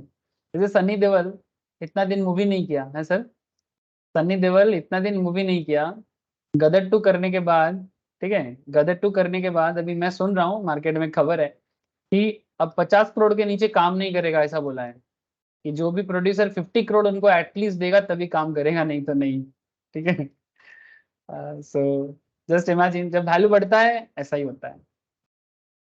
इसलिए अपना वैल्यूएशन हमेशा बढ़ाओ सर, ठीक है। वैल्यूएशन मने क्या है सर, आपका ज्ञान, आपका परफॉर्मेंस, ठीक है, वो बढ़ेगा तो पैसा अपने आप बढ़ेगा, ठीक है। आप नहीं तो कितना भी चिल्ला लो, पैसा नहीं मिल सकता है कोई भी, सबके लिए लागू होता है ये थ्योरी। ये जो फॉर्मूला है ना वैल्यूएशन का, ये शेयर मार्केट में भी, शेयर के लिए भी लागू होता है, एक फिल्म एक्टर सिंगर सबके लिए लागू होता है। चलो मैं अभी वैल्यूएशन तो नहीं सिखाऊंगा, वो मैं फाइनेंस के क्लास में सिखाता हूँ। X a singer enters into a contract with Y, the manager of a theater, to sing at his theaters 2 nights in every week during the next 2 months. And Y engaged to pay her rupees 10,000 for each night's performance. हर रात के लिए 10,000 टाका बोलेगा, ठीक है। कोई night club है उसमें गाते हैं। तो X a singer enters into a contract with Y, the manager of the theater, to sing at his theater 2 nights in every week during the next 2 months। अगला 2 महीने के लिए उनके बीच में कॉन्ट्रैक्ट हुआ है। अगला 2 महीने के लिए एक्स के साथ वाई का कॉन्ट्रैक्ट हुआ है। वाई कौन है, थिएटर का मैनेजर है। एक्स कौन है, सिंगर है। क्या डील हुआ है, मैनेजर को सिंगर ने बोला, मैंने मैनेजर ने ऑफर किया था कि तुमको अगले 2 months के लिए हर हफ्ता 2 दिन थिएटर में गाना पड़ेगा। बदले में जिस 2 दिन आप गाओगे पर नाइट के लिए आपको 10,000 दिया जाएगा, ठीक है। ऑन द 6th नाइट, छठी रात को, ठीक है, जब उसका 6th परफॉर्मेंस था, X wilfully absent herself from the theatre. X wilfully absent herself from the theatre. X माने सिंगर जो है, वो विलफुल्ली माने अपनी इच्छा से एब्सेंट कर दिया, अपनी इच्छा से। और ये अपनी इच्छा से एब्सेंट करने का मतलब ये है कि उसने इंटीमेशन तक नहीं दिया। इंटीमेशन माने खबर तक नहीं भेजा, मैसेज भी नहीं किया कि मेरा तबीयत खराब है, मैं बीमार हूं, मेरा फीवर है, एनीथिंग, गला खराब है, मैं गा नहीं सकता, कुछ भी ना, तो कोई खबर ना कुछ, ना कोई प्रॉपर रीजन है। Okay, if there is no proper reason, तो वाई जो है ना, माने थिएटर का मैनेजर, इज एट लिबर्टी, उसको लिबर्टी है। लिबर्टी माने इंडिपेंडेंसी, या फिर क्या बोलते हैं उसको, माने वो स्वाधीन है डिसाइड करने के लिए, लिबर्टी बोलते हैं उसको। Y is at liberty, decision लेने का लिबर्टी है, to put an end to the contract, वो कॉन्ट्रैक्ट को खत्म कर सकता है। अब आप बोलोगे सर एक दिन नहीं आया इसलिए कॉन्ट्रैक्ट खत्म, बात एक दिन का नहीं है सर। आप समझो एक एक नाइट का नाइट क्लब जो होता है जहां पर गाने का परफॉर्मेंस होते हैं, उसको अरेंज करने में कितना खर्चा हुआ होगा। सिंगर आएगा, गाएगा, है ना, उनका गाना सुनेगा लोग, तब जाके थिएटर में आसपास में लोग बिजनेस करेगा, उसको अरेंज करने में कितना पैसा लगता होगा। तो एक प्रोफेशनल सिंगर होने के नाते, एक प्रोफेशनल सिंगर होने के नाते ये इनका बहुत बड़ा रिस्पॉन्सिबिलिटीज हैं। वो बताए थिएटर मैनेजर को कि मैं इसी कारण से नहीं आ सकता, बट उसने ना तो बोला ना कुछ किया, बस आया नहीं। तो कॉन्ट्रैक्ट एकदम उसी पॉइंट पे पुट एंड हैंड हो जाएगा। ओके सर, बात समझे? किसके तरफ से पुट एंड हैंड होगा? प्रॉमिसर की तरफ से। अच्छा, यहाँ पर प्रॉमिस ही, एक्चुअली यहाँ पर प्रॉमिस किसने किया था? एक्स ने प्रॉमिस किया था गाना गाने का, तो प्रॉमिस ही की तरफ से। किसी की तरफ से भी हो सकता है अगर परफॉर्मेंस ना हो तो, लेकिन उसके पीछे रीजनेबल पॉइंट्स होना चाहिए, रीजनेबल रीजन होना चाहिए, प्रॉपर रीजन होना चाहिए। हवा में नहीं होगा। স্যার हाँ बोलो सर। স্যার বলছি এক্স কে কি এবার কোনো টাকাই দেওয়া হবে না, মানে কোনো টাকাই না? না না না, টাকা কেন পাবে না? যে যে যতগুলো রাত পারফরমেন্স করেছে তার জন্য কেন পাবে? নিশ্চয়ই পাবে। যতগুলো রাত পারফরমেন্স করেছে তার জন্য নিশ্চয়ই পাবে, কিন্তু কিন্তু देयर इज ए पॉइंट। मानो सर टोटल 2 मंथ्स का प्रोग्राम है, ओके, तो 2 मंथ्स में अगर वीकली 2 दिन करके गाना गाना है तो 2 मंथ्स में कितना होगा? टोटल कितना प्रोग्राम होगा सर? हफ्ते में 4 वीक होते हैं, मंथ में 4 इंटू 16 দিন। 2, है ना, 8 इंटू 2 मैंने 16 डेज, है ना। 16 डेज के अंदर 6th डे को उसने विलफुल्ली एब्सेंट किया, है ना। तो अब इसमें, अब ये भी ना कॉन्ट्रैक्ट का पार्ट है सर। अब इसमें जब एक्स और वाई कॉन्ट्रैक्ट कर रहा था, ऐसे तो वाई ने बोल दिया कि भाई तुमको ईच डे परफॉर्मेंस का 10,000 मिलेगा, ठीक है। तो नो डाउट बात ऐसा है कि जितना दिन वो गाना गाएगा उसका परफॉर्मेंस का पैसा उसको हर दिन मिल जाएगा, ठीक है। तो 6 डे नहीं आया, 6 डे का नहीं मिलेगा, लेकिन यहाँ पर ब्रीच ऑफ कॉन्ट्रैक्ट का पॉइंट आ जाए सर, ये मैं आपको आगे बताऊंगा। अगर कुछ ब्रीच होता है तो डैमेज क्लेम हो सकता है, क्योंकि उसने 2 मंथ्स का वादा किया था, उसने 2 मंथ तो छोड़ो 1 महीना पूरा नहीं किया, तो डैमेज क्लेम बिल्कुल वाई कर सकता है। अब इसका वैल्यूएशन डिपेंड करता है केस टू केस, कि सर कितना पेनल्टी हो सकता है, ठीक है, कि कितना लॉस हुआ होगा वाई को, ठीक है। It's all depends, it's all depends, but yes, क्योंकि यहाँ पर एक्स ब्रिज कर रहा है, ठीक है, ब्रिज माने तोड़ना, तो उसके ऊपर डैमेज क्लेम हो सकता है। That is a different point. मैं आपको नेक्स्ट जो टॉपिक आएगा ब्रीच ऑफ कॉन्ट्रैक्ट का, मैं वहां पर बताऊंगा कि ब्रीच ऑफ कॉन्ट्रैक्ट में डैमेज क्लेम कब हो सकता है और कैसे हो सकता है। बट यस, अगर ब्रीच प्रूव हो जाता है तो बिल्कुल डैमेज क्लेम हो सकता है। एक्चुअली किसके साथ धोखा हुआ है? वाई के साथ, है ना। वाई का बिजनेस में प्रॉब्लम आएगा क्योंकि एक्स के साथ कॉन्ट्रैक्ट था, एक्स ने ब्रीच कर दिया, तो ऑब्वियसली वाई के पास राइट होगा ब्रीच के ऊपर बेस करके क्लेम करने का। बट वाई एक्स का पैसा नहीं मार सकता है, पैसा देना पड़ेगा, जितना दिन का परफॉर्मेंस है उसका पैसा देना पड़ेगा। ओके,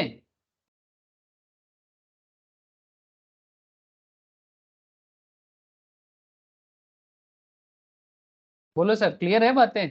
समझ में आ रहा है?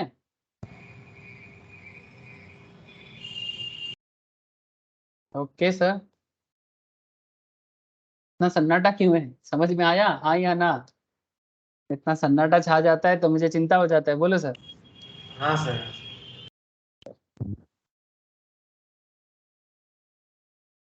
देखो, अब यहाँ पर बात होता है from language of section 39। Section 39 जिस तरह का लैंग्वेज यूज किया है, इससे क्या चीज क्लियर होता है? It is clear that in a case under consideration the following two rights accrue to the agreed party.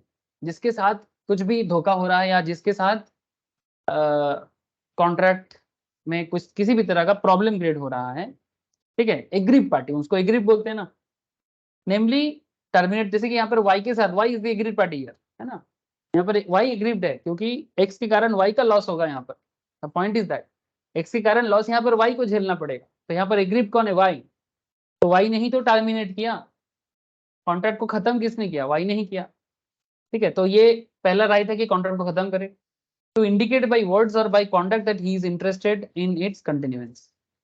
दोनों चीज है, या तो उसके पास दोनों चीजें, या तो कॉन्ट्रैक्ट को खत्म करे, ठीक है, या फिर बोले नहीं चलो इट्स ओके बट आगे से मत करो बट हम कंटिन्यू करेंगे।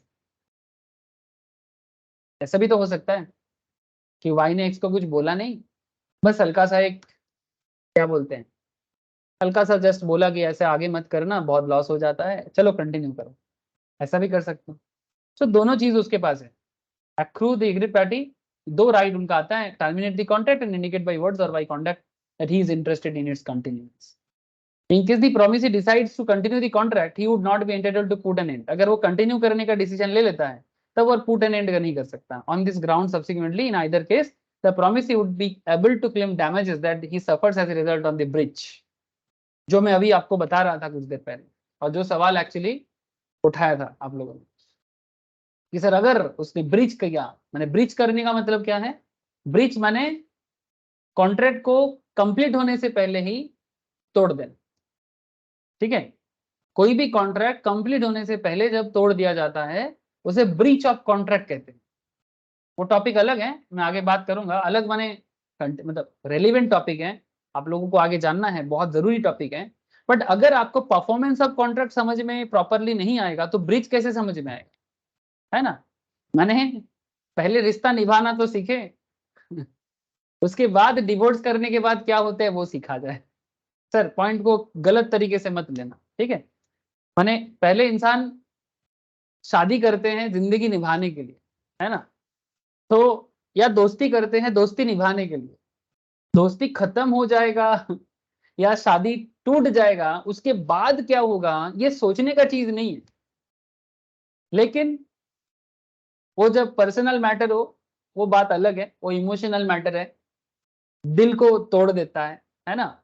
लेकिन जब बात बिजनेस का है इसमें भी दिल टूटता है, इसमें भी दिमाग का दही बनता है, लेकिन इसमें क्या है, आपका दिल टुकड़ा नहीं होता, ठीक है, दिल का टुकड़ा नहीं होता। मैनेजर का बिजनेस में लॉस होगा तो ऑब्वियसली दिल दुखेगा, दिमाग का दही बनेगा, दिमाग गर्म होगा, लेकिन ऐसा नहीं कि जिंदगी खत्म हो। लेकिन जब मैटर पर्सनल मैटर से कनेक्टेड हो, ठीक है, तब दिल इतना टूटता है कि काफी सारे लोग तो वापस जिंदगी में वापस नहीं आ पाते, ठीक है। So that's a different part, but try to understand मैं कहने का कोशिश क्या कर रहा था, ठीक है। ये बीच बीच में मैं ऐसे मैंने इस तरह का मैटर में बोलता रहता हूँ, और लॉ में भी शादी ब्याह का एग्जाम्पल्स देता रहता है सर, ठीक है, तो इसलिए मैं भी बोलता हूँ, ठीक है, क्योंकि अल्टीमेटली बात वही है, ठीक है, टूट गया तो क्या होगा। तो चलो जब टूटेगा, टूटने का मतलब बात वही है कि जब वादा किया था निभाना पड़ेगा, पर अगर वादा नहीं निभाया तो क्या होगा, तो उसका चर्चा आगे करेंगे, ठीक है, ठीक है, अपकमिंग क्लासेस में ब्रीच में बात करेंगे सर, एकदम बिल्कुल बात करेंगे। लेकिन आई होप कि आपको section 37, section 38 and section 39 clear है सर एकदम। 37, 38 and 39 it's okay. Yes sir. अब आगे ओके सर, अब आगे बात करते हैं सर सेक्शन 40, 41 एंड 42, ठीक है। चलो देखते हैं क्या है सेक्शन 40, 41 और 42 में। Person by whom promise is to be performed, section 40। जैसे इजी एग्जांपल है, ये promise to pay B a sum of money, ये बी को प्रॉमिस कर रहा है कि मैं तुम्हें कुछ पैसा देना चाहता हूँ। अच्छा बात है सर, पैसा दो तो सब हमेशा लिया करो, हम लोग बचपन से पैसा पर सबको बहुत पसंद होता है सर, पैसा पैसा। अरे सर क्या बोले आपको, छोड़ो, मजाक कर रहा हूँ सर, हर बात को ना इंटेंशनली मत ले। A promise to pay B a sum of money, ये मे परफॉर्म दिस प्रॉमिस, ये मे परफॉर्म दिस प्रॉमिस, ठीक है, हो सकता है वो सच में पैसा दिया, either by personally paying the money to B or by causing it to be paid to B by another, या तो खुद दिया या तो किसी और के थ्रू से दिया। And if A dies before the time appointed for payment, his representative must perform this promise, है ना, और employ some proper person to do so। Simple बात है, ए बी को प्रॉमिस किया कि हाँ तुमको मैं पैसा दूंगा, ठीक है, या तो अब ये प्रॉमिस कोई नॉर्मल प्रॉमिस नहीं है, से तो oral contract is also valid, but sir हाँ सर, आप लोग कॉन्ट्रैक्ट का पहला क्लास करो, वहां पर कॉन्ट्रैक्ट में बोला हुआ है ओरल कॉन्ट्रैक्ट को कभी भी इनवैलिड नहीं माना गया। कि अगर एक व्यक्ति दूसरे व्यक्ति को बोलता है कि हम तुमको पैसा देंगे और उसको ओरल बोलते हैं, पॉइंट एक ही प्रॉब्लम है सर, ओरल में प्रूव नहीं हो पाता है ना,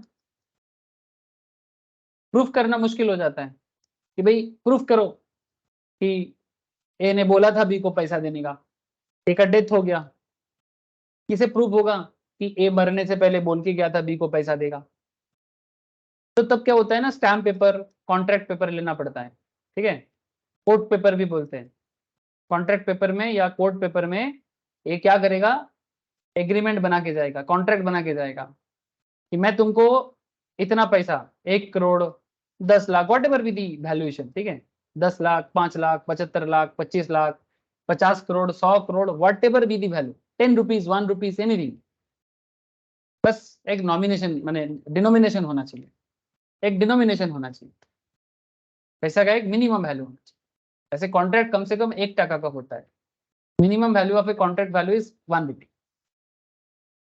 नाउ पॉइंट इज दैट अगर वो कोर्ट पेपर में स्टैम्प पेपर में बता के गया कि मैं रहूं ना रहूं मेरा रिप्रेजेंटेटिव रहेगा, तुमको ये पैसा देगा, अगर ऐसे गाना हो गया ना हिंदी का, हाँ सर वही बात सुन, मैं रहूं ना रहूं, ठीक है बात वही, तो मैं रहूं ना रहूं मतलब मैं मर भी जाऊं ये पैसा तुमको मिलेगा, ये मैं स्टैम्प पेपर में लिख के जा रहा हूँ, ठीक है, और अपने रिप्रेजेंटेटिव को वो पैसा देना पड़ेगा, एकदम सर चुपचाप देना पड़ेगा। इसलिए बोला बाई हूम ए कॉन्ट्रैक्ट में भी परफॉर्म, ये promise to pay B a sum of money, ये may perform this promise either by personally paying the money to B और by causing it to be paid to be by another, and if it dies before the time point appointed for payment his representatives must perform the promise, चाहे वो legal representative हो या फिर succession में कोई, succession मैंने जैसे normally क्या होता है हमारे इंडियन समाज में कि जो चीज पापा का होता है, पापा के जाने के बाद उसका बेटा या बेटी का होता है ना, नॉर्मली बेटा का होता है, बेटी का क्या है, बेटी विदा हो जाते हैं दूसरे घर पे, बेटी का दोनों जगह में, ऐसे पापा का संपत्ति में बेटी का भी हक है, वो बात नहीं है, बट पॉइंट इज दैट जिस तरह के बेटी का शादी हो जाएगा तो पापा अपने बेटी को शादी के टाइम पे दे देता है, भर भर के देता है ना सर, और बेटी जाके दूसरे जगह में भी उसका संपत्ति होता है, बेटी का तो डबल डोज ठीक है, अपने घर में भी मजा दूसरे के घर में भी, मतलब शादी करके जाए तो भी मजा। सर आप ऐसा कैसे बाइफर्केशन कर रहे हो, सर मैं आपको एक इन जनरल बात कर रहा हूँ, डोंट टेक इट पर्सनली, ठीक है, बट ऐसा ही होता है, ठीक है, ऐसा ही होता है, पापा अपने बेटी को थोड़ी ना खाली हाथ भेजता है, भर भर के देता है और आगे भी देता रहता है, और बेटी जहां पर शादी करके गया वहां पर भी उसका अधिकार आ गया, तो वेरी इंटरेस्टिंग थिंग जो भी हो, लेकिन ये सब बात प्रॉपर्टी एक्ट के अंदर आता है, काफी बहस होता है उसको लेके, सुप्रीम कोर्ट भी काफी सारा रूल्स रेगुलेशंस चेंज करता रहता है, कोर्ट केस होता है, मैं उस पॉइंट पे भी अब बात नहीं करूंगा। अच्छा ना पॉइंट क्या है, कहना क्या चाह रहा था, मैं कहना ही चाहता कि अगर पापा जाने के टाइम पे बोल के गया कि अगर मैं ना रहूं इस संपत्ति का एक पार्ट उसके भांजा को देना पड़ेगा, उसके बहन को देना पड़ेगा, ठीक है, समथिंग लाइक दैट, तो बोल के जाएगा तो देना पड़ेगा, देना पड़ेगा, बिल्कुल देना पड़ेगा, क्योंकि वो बोल के गया है, कॉन्ट्रैक्ट करके गया है, विल बना के गया है या फिर कॉन्ट्रैक्ट पेपर में लिख के गया है तो देना पड़ेगा।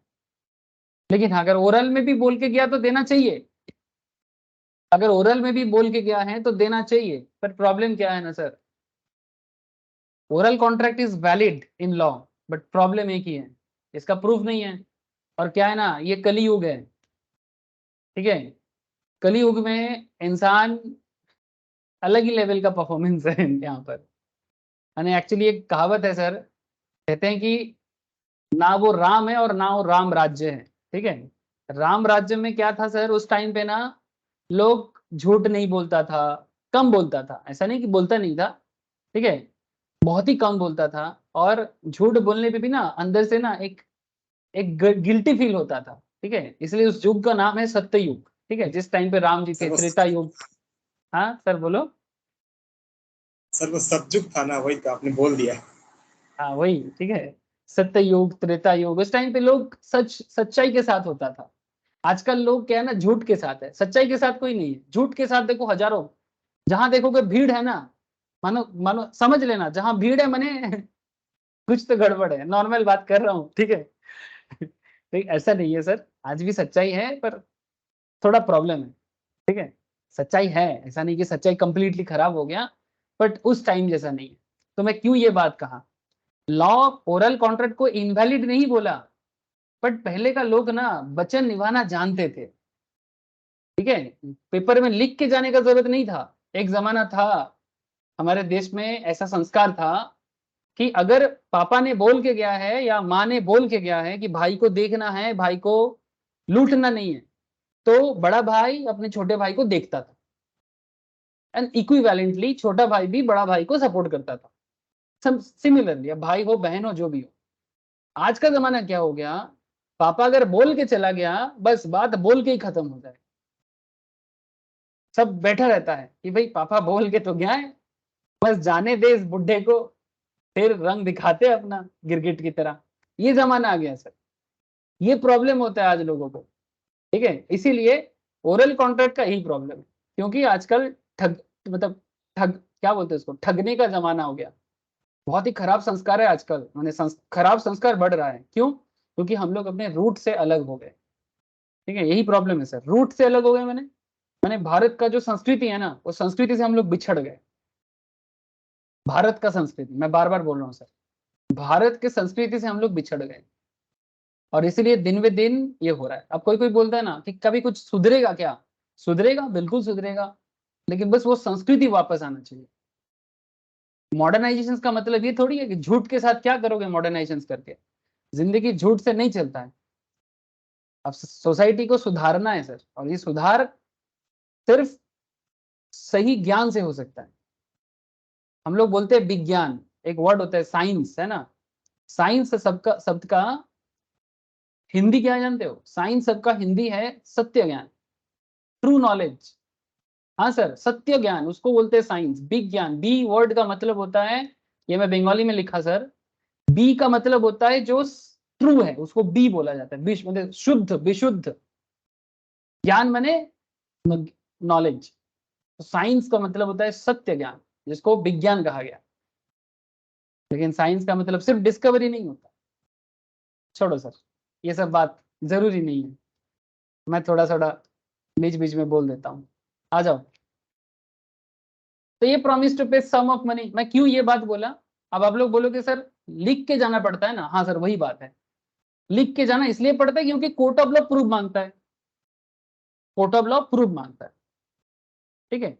वो बाहुबली मूवी में बोला था कि बाहुबली साम्राज्य में मेरा वचन ही मेरा शासन। अगर आप लोग बाहुबली मूवी देखे हो, आपको पता जरूर होगा, वहां पर लास्ट में वो महेंद्र बाहुबली का माँ बोलते हैं, उसका नाम मैं भूल गया, बोलते हैं कि बाहुबली साम्राज्य में मेरा वचन ही मेरा शासन है। बट वो वचन वाला जमाना चला गया सर, जो भी हो। आप समझ गए होंगे मैं कहना क्या चाह रहा था। जो भी हो, अगर बोल के गया है तो परफॉर्म करना पड़ेगा। मतलब जो बोल के चला गया उनका रिप्रेजेंटेटिव को करना पड़ेगा, वो भी चला जाए तो उसका अगला रिप्रेजेंटेटिव को करना पड़ेगा। He promised to paint a picture for me and he must perform by the promiser himself. Because ये promiser को ही करना पड़ेगा, क्योंकि ये स्पेशल कॉन्सेप्ट था, कोई और नहीं कर सकता। इसीलिए ये आपको मैं पहले भी बोला था। तो ये था सेक्शन 40, ठीक है। प्रोमिसर हिमसेल्फ कब करेगा और कभी रिप्रेजेंटेटिव कर सकता है, ये दोनों चीज आपको पता चल गई। Now the point is, section 40 में एक तो हो गया प्रोमिसर हिमसेल्फ। जब बात स्किल्ड का हो, जैसे कि पेंटिंग स्किल्ड का है, तो उस केस में जो पेंट कर रहे हैं वो खुद ही करेगा अपना परफॉर्मेंस। लेकिन अगर मानो एजेंसी बिजनेस है, आजकल बहुत चलता है एजेंसी बिजनेस। एजेंसी माने आप किसी कंपनी का फ्रेंचाइज लेते हो, तो आपको किसी बिजनेस का एजेंसी लेते हो, तो एजेंसी के थ्रू से आप जो काम करते हो, पर personal consideration is not the foundation of a contract, the promisor or his representative employ a competent person to perform it, ठीक है। तो एजेंट के थ्रू से काम होता है, माने प्रिंसिपल जो है, माने जो हेड ऑफ द बिजनेस है, वो अगर एजेंट के थ्रू से भी काम कराता है तो भी उसको परफॉर्मेंस कहा जाता है। ऐसा होता है ना सर, एजेंट वाला बिजनेस समझते हो ना। जैसे LIC जब अपना इंश्योरेंस बेचता है, क्या LIC कंपनी खुद आपके पास आता है कि अपने एजेंट को भेजता है? या फिर LIC कंपनी का जो CEO है या LIC का जो मालिक है, ऐसे तो LIC का मालिक सरकार है, गवर्नमेंट है, ठीक है, या फिर LIC का जो चीफ एग्जीक्यूटिव ऑफिसर है वो आपके पास आता है घर पे, या फिर वो वो अपना एजेंट को भेजता है? क्या कहते हो, बोलो। एजेंट को भेजता है।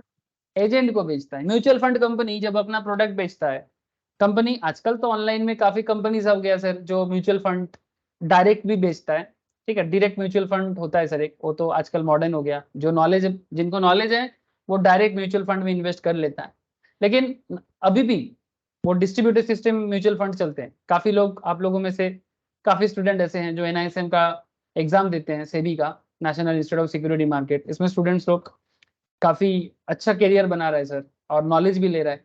तो क्या करते हैं, म्यूचुअल फंड का डिस्ट्रीब्यूटरशिप ले लेता है और फिर लोगों को म्यूचुअल फंड सेल करता है, तो वो कौन हो गया, म्यूचुअल फंड एजेंट हो जाता है, ठीक है। तो कई बार कंपनी या बिजनेस खुद नहीं जा पाता तो अपने एजेंट को बेचता है, तो वो भी सिमिलर परफॉर्मेंस होता है सर। समझा करो सर, कॉन्ट्रैक्ट किस लेवल में जाके काम करता है। अच्छा, लीगल रिप्रेजेंटेटिव में मैंने आपको ऑलरेडी बता दिया था, ठीक है।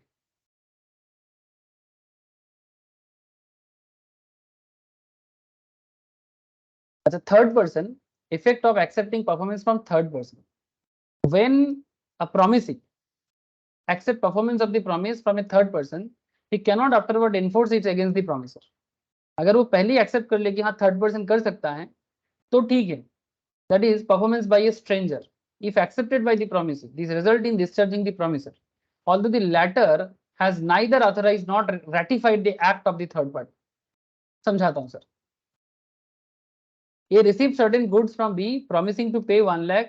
Okay, A received certain goods from B. A B से कुछ goods लिया और प्रॉमिस किया कि भाई आपको 1 लाख में दे दूंगा। Later on, कुछ देर बाद A expressed his inability to make payment. A ने बोला कि मैं पेमेंट नहीं कर सकता, ठीक है। C who is known to A, C who is known to A, जो A का पहचान वाला है, pays 60,000 to B on behalf of A. Okay, C जो कि A का जान पहचान का है और उसने क्या किया, A के बिहाफ में B को 60,000 टका पे किया। However, A was not aware of the payment, but A को इस बात का पता नहीं है, A को इस बात का पता नहीं है कि C ने B को उसके बिहाफ में पे कर दिया, वो भी 1 लाख में से 60,000, बट इस बात का खबर नहीं है किसको, A को। बात को समझा करे sir. Now B is intending to sue A for the amount of 1 lakh.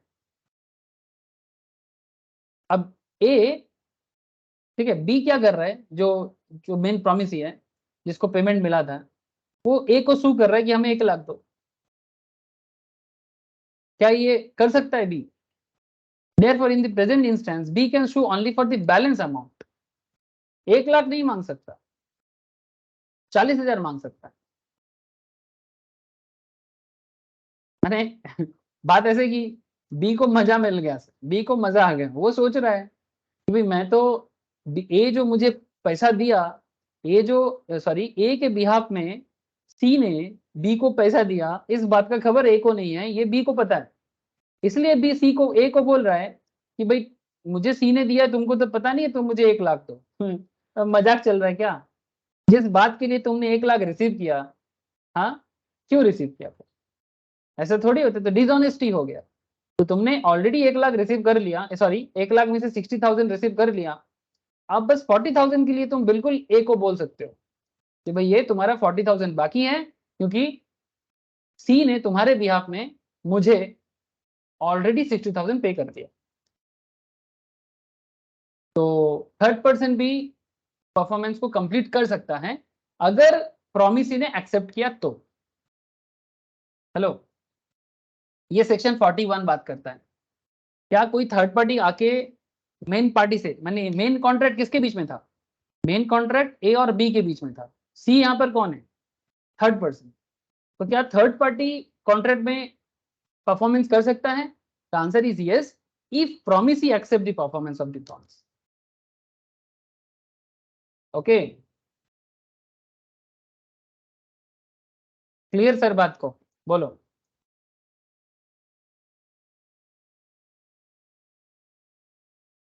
है sir. Thank you sir. Section 42 joint promiser. Joint माने जब दोनों एक साथ कोई वादा निभाने का बात करता है। सर दोनों एक साथ वादा निभाना पर्सनल जिंदगी में होता है, जैसे हस्बैंड वाइफ शादी करने के टाइम पे बोलते हैं ना कि जन्म जन्म साथ निभाएंगे। सर कुछ ऐसा है क्या? सर सुनो सुनो सुनो, मजाक कर रहा हूँ।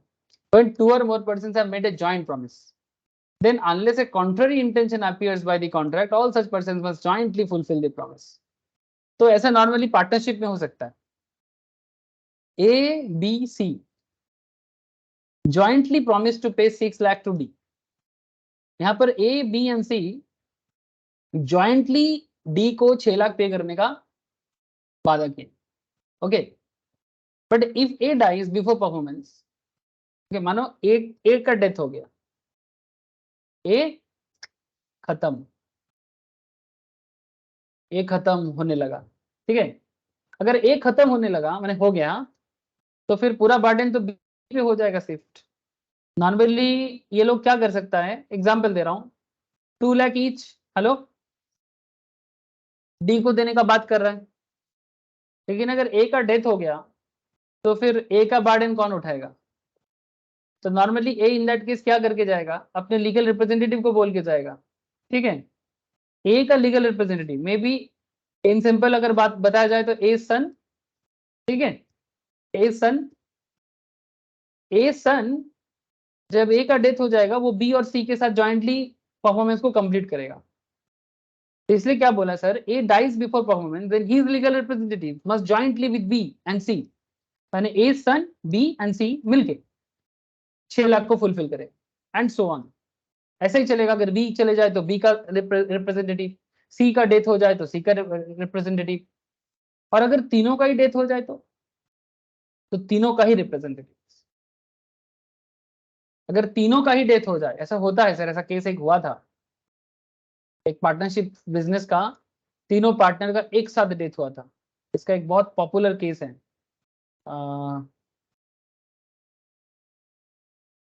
ये केस अभी दिख नहीं रहा है, दिखेगा तो मैं आपको जरूर शेयर करूंगा सर, ठीक है।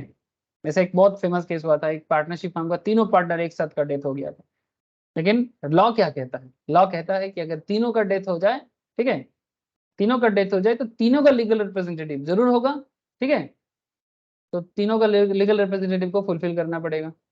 अब इसमें वही बात आ जाता है सर, अगर ये स्पेशल टैलेंट का बात हो तो फिर नहीं हो सकता, माना तीनों आर्टिस्ट हैं, दैट्स अ डिफरेंट, लेकिन नॉर्मली 3 आर्टिस्ट ऐसे थोड़ी होता है। ज्यादातर केस में क्या होगा, मानो कोई पार्टनरशिप फर्म, ठीक है, तीनों चार्टर्ड अकाउंटेंट है या तीनों लॉयर्स हैं या फिर तीनों कोई बिजनेस चलाता है, ठीक है, तो ऐसे हो सकता है। तो फिर इन दैट केस उनके रिप्रेजेंटेटिव जो भी बाद में फार्म को टेक ओवर करेगा या बिजनेस को टेक ओवर करेगा, ठीक है, उनके ऊपर जिम्मेदारी आ जाएगी, सिंपल बात है। हेलो, क्लियर सर, बोलो।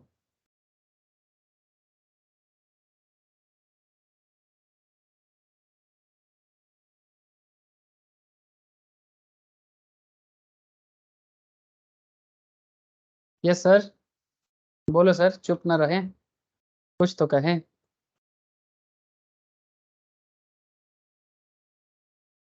बोझा गालो ना की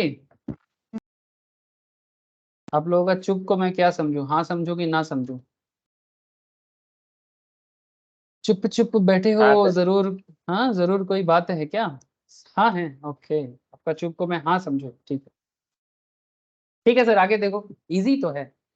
अच्छा, distinction between succession and assignment.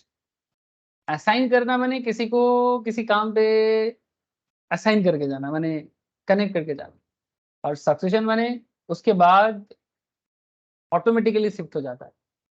ये दोनों लीगल टर्म्स है। सक्सेशन ये बहुत पॉपुलर वर्ड है sir, succession and assignments. when the benefits of a contract are succeeded to by process of law, then both the burden and benefits attaching to the contract, माने हर contract का एक बार्डन होता है, बार्डन माने बोझ, और हर कॉन्ट्रैक्ट का एक बेनिफिट भी होता है ना, हमेशा देयर मस्ट बी समवन जो लूज करेगा और समवन जो गेन करेगा, ऐसा तो ऑलवेज होगा ना, किसी को लूज होगा किसी को गेन होगा, ऐसा तो चलता रहता है। तो हर कॉन्ट्रैक्ट का एक बार्डन होता है और हर कॉन्ट्रैक्ट का एक बेनिफिट्स भी होता है। So when the benefits of a contract are succeeded by process of law, then both burden and benefits attaching to the contract may sometimes devolve on the legal heir.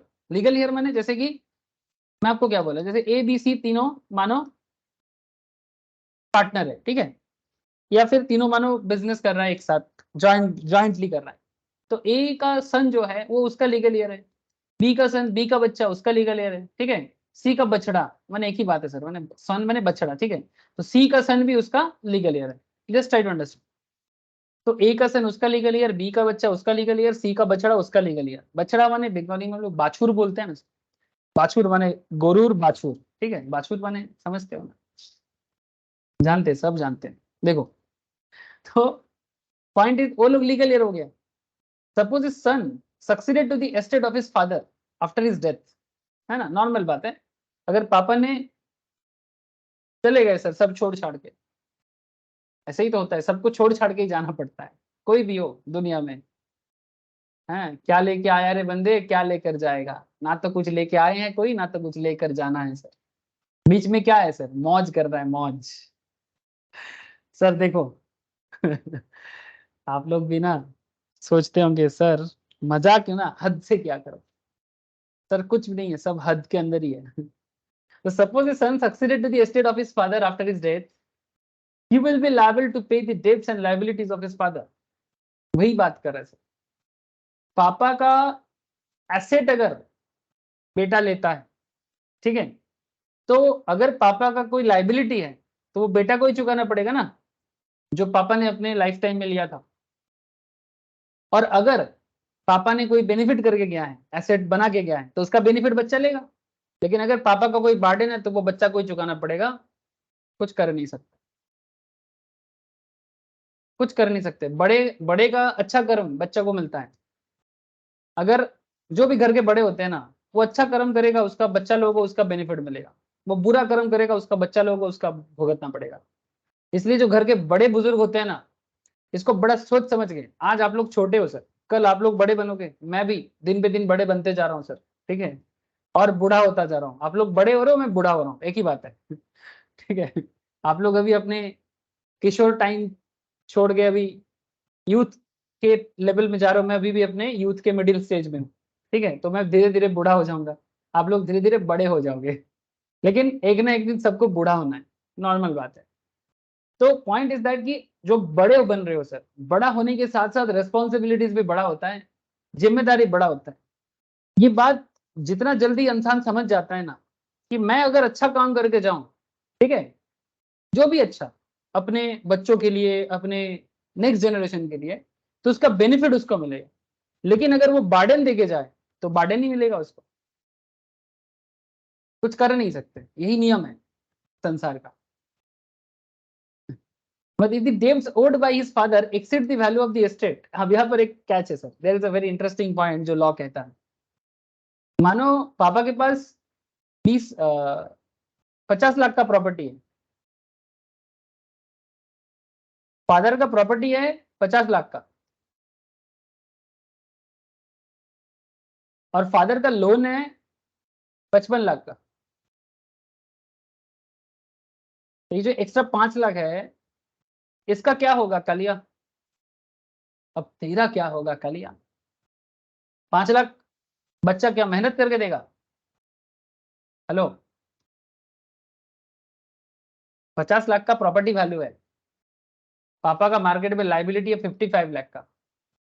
Question question is that, क्या पापा ये बीच का जो 5 लाख है, hello, extra 5 lakh क्या बच्चा अपने pocket से देगा, माने खुद मेहनत करके पापा का लोन चुकाएगा।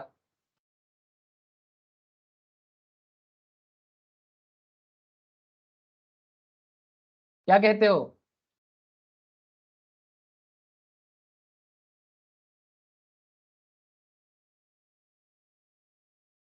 हेलो सर, बोलो सर, बोलो जल्दी बोलो, क्या लगता है? হ্যাঁ স্যার ছেলেকে দিতে হবে। नो सर, एक्स्ट्रा पैसा नहीं देगा। छेले या लड़का जो भी है, उसका बच्चा जो भी है, पापा का जितना लाइबिलिटी है, संपत्ति का टोटल वैल्यू जितना है मार्केट में, जिसका भी लाइबिलिटी, मानो पापा ने बैंक से लोन लिया तो बैंक उसके पापा के प्रॉपर्टी ही ले सकता है, एक्स्ट्रा कोई भी पैसा का बर्डन बच्चों पे नहीं जाएगा। If the debts owed by his father exceed the value of the estate inherited by the son, then he would not be called upon to pay the excess. Extra 5 lakh कभी भी बैंक या कोई भी creditor बच्चे को आगे नहीं बोल सकता कि भाई तुम्हारा पापा का और भी 5 लाख बाकी है, ये तुमको देना पड़ेगा। बच्चा यही बोल सकता है कि भाई पापा का संपत्ति इतने का है, ले लो। हाँ, लेकिन अब यहाँ पर एक बात है कि अगर बच्चा बोलेगा कि संपत्ति हम आपको नहीं देंगे, बात को समझे सर, बच्चा बोलता है कि मैं पापा का संपत्ति टेक ओवर करने नहीं दूंगा, पापा का संपत्ति बच्चा के पास ही रहेगा। अगर ऐसा बात है, नॉर्मली ऐसा ही होता है, लेकिन इन दैट केस बच्चे पे पूरा बर्डन आ जाएगा पापा का सारा लोन को रीपे करने का। बात समझेगी नहीं? लेकिन अगर मानो बच्चा बोलेगा नहीं मैं इतना बर्डन नहीं ले सकता, तो प्रॉपर्टी बैंक का हो जाएगा या क्रेडिटर का हो जाएगा, लेकिन एक्स्ट्रा जो अमाउंट है पापा का लाइबिलिटी का, जो पापा ने अपने लाइफ टाइम में बोरो किया था, उसका बर्डन बच्चों पे नहीं है।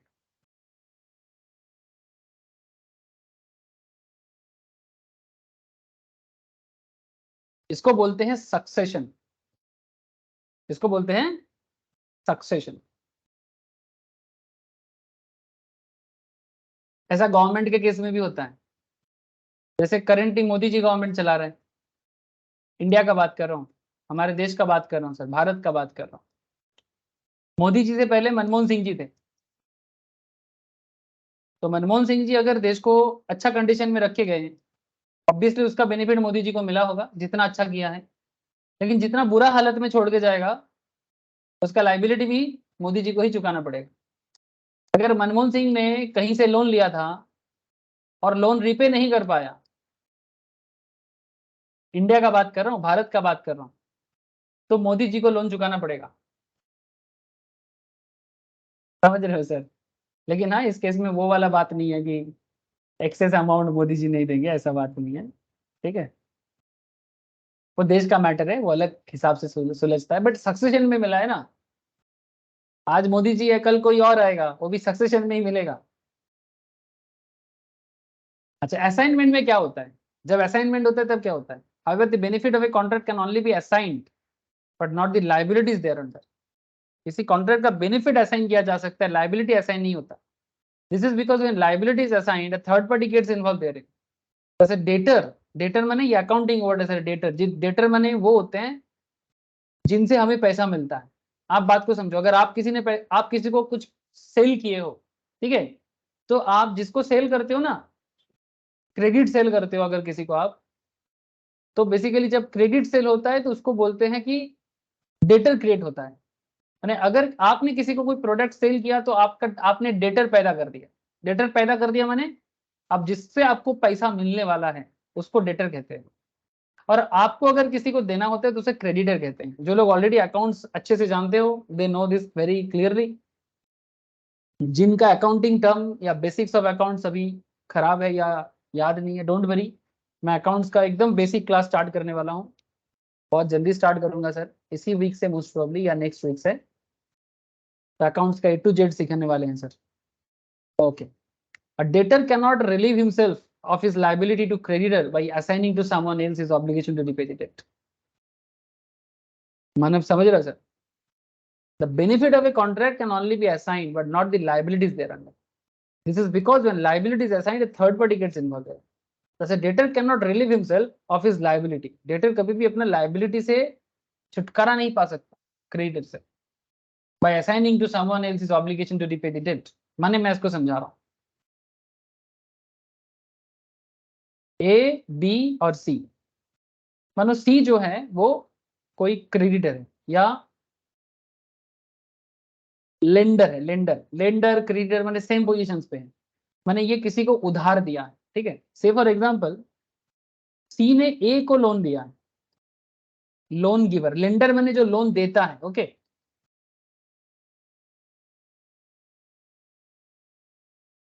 समझ रहे हो सर? सी ने ए को लेंड किया माने लोन दिया, लोन गिवर, मानो सी ने ए को 1 करोड़ का लोन दिया। नाउ पॉइंट इज दैट अब ये रीपे करने का लायबिलिटी किसका है? हेलो, सी ने ए को लोन दिया तो ए सी को रीपे कौन करेगा? अरे बोलो, अगर आपने बैंक से लोन लिया तो कौन पे करेगा? आप ही करोगे ना, या आपका दोस्त करेगा?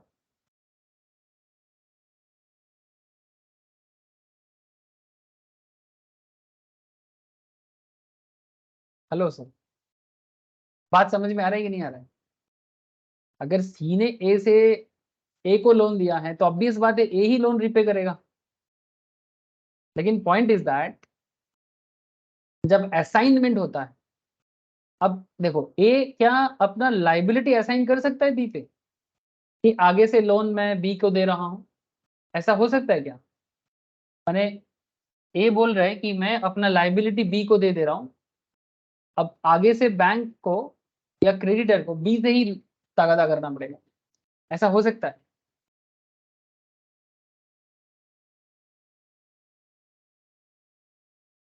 नहीं सर, नहीं हेलो, कर सकता। ऐसा नहीं कर सकता, ऐसा नहीं कर सकता। लेकिन एक उल्टा एग्जांपल दे रहा हूं, सुनना ध्यान से। लोन का मैटर नहीं है, कुछ बेनिफिट मानो, मानो सी के पास कोई एसेट है और ये एसेट सी ए को दे रहा, ठीक है। तो ऑब्वियसली एसेट दे रहा है तो फिर बेनिफिट भी है ना। सी एसेट ए को दे रहा है लेकिन ए अपना एसेट को बी को ट्रांसफर कर दे रहा है, असाइन कर दे रहा है। सी ए से लिया, ए बी को दे दिया, असाइन कर दिया, ये चलेगा?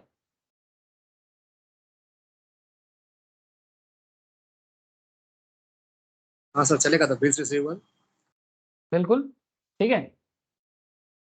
पॉइंट इज दैट कि लॉ कहता है कि आप किसी कॉन्सेप्ट में आप एसेट असाइन कर सकते हो, माने किसी कॉन्ट्रैक्ट का, माने बेसिकली यहाँ पर कॉन्ट्रैक्ट का बात चल रहा है कि अगर कोई कॉन्ट्रैक्ट है, कोई बिजनेस डील है, उसका बेनिफिट ट्रांसफर किया, असाइन किया जा सकता है किसी और के नाम पे, बट लाइबिलिटी असाइन नहीं किया जा सकता, बिकॉज लाइबिलिटी असाइन करने से थर्ड पार्टी इन्वॉल्व हो जाते हैं, जो कि बहुत ही प्रॉब्लमेटिक सिचुएशन हो सकता है। मैंने बी पैसा रीपे करेगा इसका कोई गारंटी नहीं, लेकिन सी ए को एसेट दिया, ए बी को असाइन कर दिया, एसेट का बेनिफिट ले। देखो सर, किसी भी चीज का बेनिफिट पे तो कोई प्रॉब्लम नहीं है, प्रॉब्लम तो है ऑब्लिगेशंस पे। बेनिफिट जितना मर्जी उठाओ, लेकिन जब लाइबिलिटी हो, कौन किसका लाइबिलिटी लेना चाहता है ना? और लाइबिलिटी सच में कौन रिपे करेगा नहीं करेगा, it's a very complex points, है ना।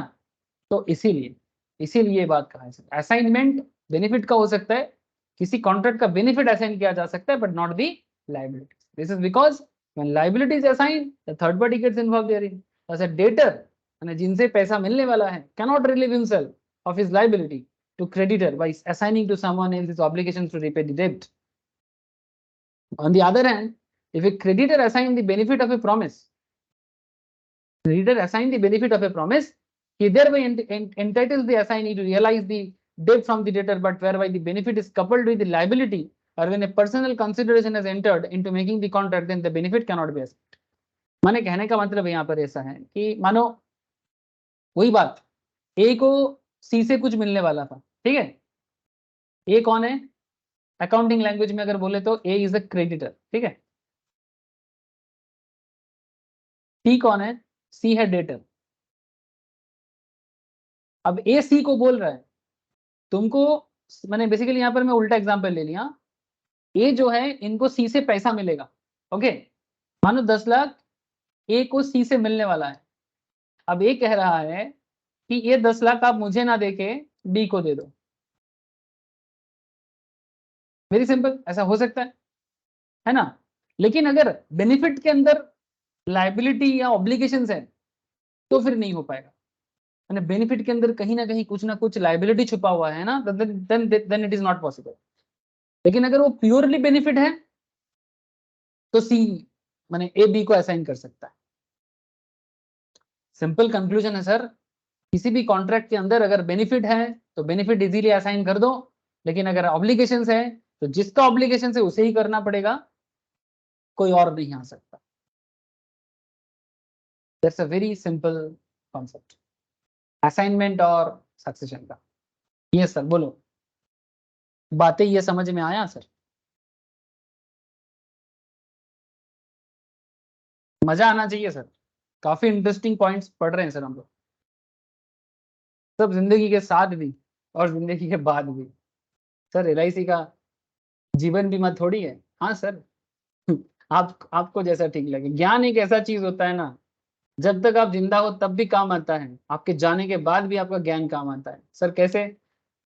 आप सोचो, आर्यभट्ट ने जीरो को डिस्कवर किया था, ऐसे जीरो तो पहले से ही था, लेकिन आर्यभट्ट ने जीरो डिस्कवर किया अपने जिंदगी में, उसका बेनिफिट आर्यभट्ट को मिला। आज आर्यभट्ट चला गया लेकिन उसका ज्ञान का बेनिफिट सबको मिल रहा है ना। APJ अब्दुल कलाम सर ने स्पेस साइंस को डेवलप किया है ना, मिसाइल डेवलप किया है ना। आप समझो सर, उनके जन्म, उनके रहते रहते हम लोग सभी कोई APJ अब्दुल कलाम सर को सबने देखा है, आपने भी देखा है, मैंने भी देखा। उन्होंने जब अपने जिंदगी में ज्ञान हासिल किया उसका बेनिफिट उनको तो मिला ही है, लेकिन उनकी जिंदगी के बाद हम सबको मिल रहा है। तो that is the benefit of knowledge. ठीक है, ये इतना मल्टीप्लाई होता है, इतना मल्टीप्लाई होता है, माने कंपाउंडिंग, माने किस लेवल पे नॉलेज कंपाउंड होता है ना, आप बिलीव नहीं कर सकते। जो भी हो, इसलिए अपनी ज्ञान को बढ़ाने में कभी कंजूसी ना करें सर, ये सिंपल सा सजेशन है। Okay, liability of joint promisor and promisor. देखो sir, section 42 joint promisor and promisee के लाइबिलिटी के बारे में बात करता है। हम लोगों ने ऑलरेडी जॉइंट प्रॉमिस के बारे में पढ़ाई कर ही रहे थे। सेक्शन कब पढ़ रहे थे सर? अभी कुछ देर पहले मैं आपको बता रहा था, सेक्शन 42 ABC का। तो यहाँ पर ABC का जॉइंट लाइबिलिटी के बारे में वही बात किया कि XY and Z who had jointly borrowed money, XYZ तीन लोगों ने मिलके बैंक से मानो लोन लिया ड्यूरिंग देयर लाइफ टाइम, और ये भी बोला कि जॉइंटली रिपे भी करेंगे। लेकिन यहाँ पर किसी एक का डेथ हो गया, तो X का डेथ हो जाएगा तो उसका रिप्रेजेंटेटिव उसका जगह लेगा। से X का रिप्रेजेंटेटिव का नाम है S। ओके, तो फिर S, Y and Z अभी आगे बैंक का लोन रिपे करेगा। और if in an accident all the borrowers XYZ dies, मैं आपको बोल रहा था ना ऐसा एक केस हुआ था, XYZ तीनों मर जाता है, देन तीनों का रिप्रेजेंटेटिव बैंक का लोन रिपे करेगा। The rule is applicable only if the contract reveals no contrary intentions. अगर इसका कोई ऑपोजिट व्यू डेवलप नहीं होता है तो फिर यही रूल एप्लीकेबल होता है। This is the devolution of joint liability section 42। ठीक है, ईच प्रोमिसर में कॉम्पेल कॉन्ट्रीब्यूशंस। यस सर, ये भी एक इंटरेस्टिंग पॉइंट है सेक्शन 43 का। ठीक है, any one of joint promisor में बी कॉम्पेल्ड टू परफॉर्म। मैं बताता हूँ सर ये कब होता है। सेक्शन 43 बोलते हैं कि कोई भी एक जॉइंट प्रोमिसर परफॉर्म करने के लिए बाध्य कर सकता है। जैसे कब ऐसा हो सकता है, एग्जाम्पल पढ़ने से समझ में आ जाएगा sir.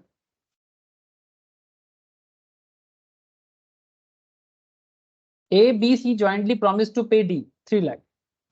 D may compel either A or B or C to pay him 3 lakh. Yes कर सकता है। तीनों ने मिलके बोला D को कि 3 लाख देना है, लेकिन D किसी एक को बोल सकता है कि भाई मेरा पेमेंट करो, क्योंकि तीनों ने प्रॉमिस किया। अब कोई बोलेगा सर तीनों ने प्रॉमिस किया तो फिर तीनों को बोलेगा, किसी एक को क्यों बोलेगा? लेकिन मानो तीनों पार्टनर है तो फिर एक को बोलने का मतलब वही होता है। माने आप किसी भी तरह से किसी से भी रिकवर कर सकते हो, A से भी कर सकते हो, B से भी कर सकते हो, C से भी कर सकते हो। XYZ jointly promised to pay 6,000 to A. A may compel either X or Y or Z to pay the amount if Z is compelled to pay the whole amount. X is insolvent but his assets are sufficient to pay one half of these debts. Z is entitled to receive 1000 from X estate and 2500 from Y. मतलब समझा देता हूँ sir, XYZ तीनों promise किया था कि A को 6000 पे करेगा, ओके। अब यहाँ पर क्या हुआ है सर, कंपिल का मतलब होता है बाध्य करना, ठीक है, बाध्य करा बांग्लाते बोल ए में कंपेल आइदर X और Y और Z to pay the amount, वो किसी एक को बाध्य कर सकता है 6000 पेमेंट करने के लिए। अगर Z, if Z is compelled to pay the whole amount, अगर Z को बाध्य करता है कौन, A, कि भाई तुम पूरा अमाउंट किसी भी तरह से पे करो, मुझे नहीं पता X क्यों नहीं दे रहा है। अब X का क्या हुआ, X मार्केट में इंसॉल्वेंट हो गया। अब इंसॉल्वेंट क्या होता है, जब कोई बंदा दिवालिया हो जाता है, दिवालिया माने बैंकरप्टेड हो जाता है, तो X का एसेट खत्म हो गया, X मार्केट में दिवालिया हो गया, ये खबर कोर्ट ने पेपर में छपवा दिया सर, ठीक है, ये मार्केट में पूरा रिवील हो गया कि X इंसॉल्वेंट हो गया है, X के पास कुछ नहीं है देने को। तो if X is insolvent but X का एसेट है सर, जहां से थोड़ा बहुत मिल सकता है, तो क्या बोल रहे हैं, X is insolvent but is assets are sufficient to pay one half of his debts. X insolvent तो हो गया, फिर उसके एसेट से A को जो अमाउंट पे करना है उसका थोड़ा बहुत तो मिलेगा, ठीक है। जैसे यहाँ बोला है कि X के एसेट से एक 1000 रिकवर हो सकता है, ठीक है। तो Z क्या करेगा, Z क्या करेगा, क्योंकि पूरा रेस्पॉन्सिबिलिटी Z पे आया है, तो Z क्या करेगा, X का संपत्ति को बेच के, ठीक है, X के संपत्ति से 1000 टका ले लेगा, लेकिन बाकी 2500 करके Y और वो खुद मिल के देगा। बात समझ में आ रहा है सर, अने हिसाब क्या बनेगा, X की संपत्ति से 1000, क्योंकि X दिवालिया हो चुका है, Y और Z दोनों मिलके 2500 और ये भी 2500, इस रेशियो में A को पे करेगा। Now the point is that, अब आप बोलोगे सर ये तो जॉइंट प्रॉमिस था, तो फिर एक के ऊपर बाध्यता क्यों? सर ऐसा रियल लाइफ में जरूरी होता है, आप लोगों को पता है, आई डोंट नो आप लोग खबर रखते कि नहीं, बट एक बैंकिंग सिस्टम है, इसको बोलते हैं सेल्फ हेल्प ग्रुप, नॉर्मली गांव साइड में चलता है, SHG बोल के कॉन्सेप्ट है।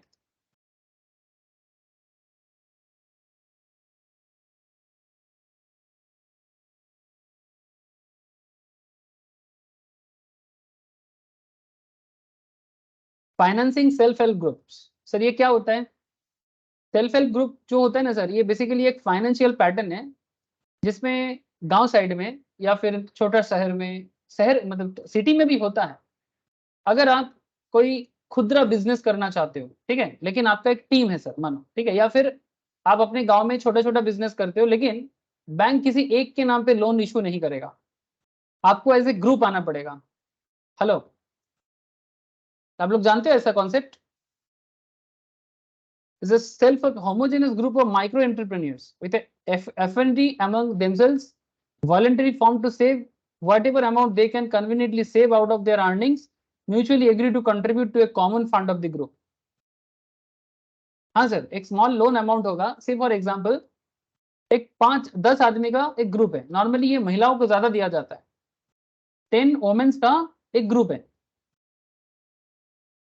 अब ये गांव साइड में मानो ये 10 महिलाएं अपना अपना घर का बिजनेस करना चाहता है, सिर्फ और कोई मानो मुर्गी फार्मिंग करना चाहता है, कोई मानो टेलरिंग बिजनेस करना चाहता है, कोई मानो मिट्टी का काम करना, क्या बोलते हैं उसको, पॉटरी का काम जानता है, पॉटरी आता है उनको, कोई मानो स्वीट मेकिंग का काम जानता है, वो उनको आता है। तो सबका अलग अलग बिजनेस है, लेकिन इनके पास फंड नहीं है, पैसा नहीं है, लेकिन अब इनको अपना आधार कार्ड लेके बैंक के पास जाना पड़ता है, 10 वोमेन का ग्रुप, ठीक है।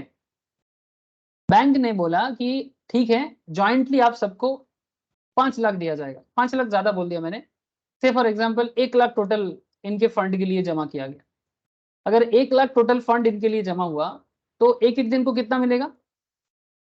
एक काम करते हैं, इसको 4 बंदा कर देते हैं, tailoring business, pottery business, sweet का बिजनेस, और एक बिजनेस बोलो जल्दी, और कोई एक बिजनेस बता दो, गांव साइड में चलता है, फिश, हाँ चलो, और रंगीन मछली होता है उसका बिजनेस, ठीक है।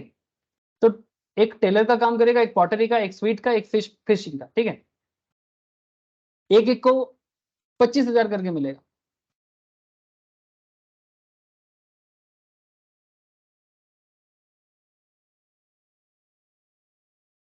अब इनमें से कोई एक तो लीडर बनेगा सर। बैंक ना सबके साथ थोड़ी बात करेगा, बैंक ग्रुप का एक लीडर बनेगा, ठीक है। तो जो ग्रुप लीडर बनेगा, बैंक क्या बोलेगा, भाई हम नहीं जानते, हम ये नहीं जानते कि बाकी कौन पे करेगा नहीं करेगा। अगर पेमेंट टाइम पे नहीं हुआ, मानो जो टेलरिंग का काम करता है ये ग्रुप लीडर है। बैंक का सिंपल सिस्टम है कि 1 लाख बैंक ने दिया, अब ये लोग बोला 6 महीने में आपको एक्स्ट्रा 10,000 देंगे, तो 6 महीने में 10,000 बैंक को वापस करेगा एक्स्ट्रा, ठीक है। बाकी जो भी कमाएगा ये मंथली लेवल में इनके बीच में डिस्ट्रीब्यूट हो जाएगा इंटरेस्ट। तो बैंक 6 महीने में 1 लाख लोन देके 10,000 कमा लेगा इन लोगों से, ये बैंक का हिसाब है। और लोकल एंटरप्रेन्योर का फंड नहीं था, ये उनको फंड मिल जाएगा।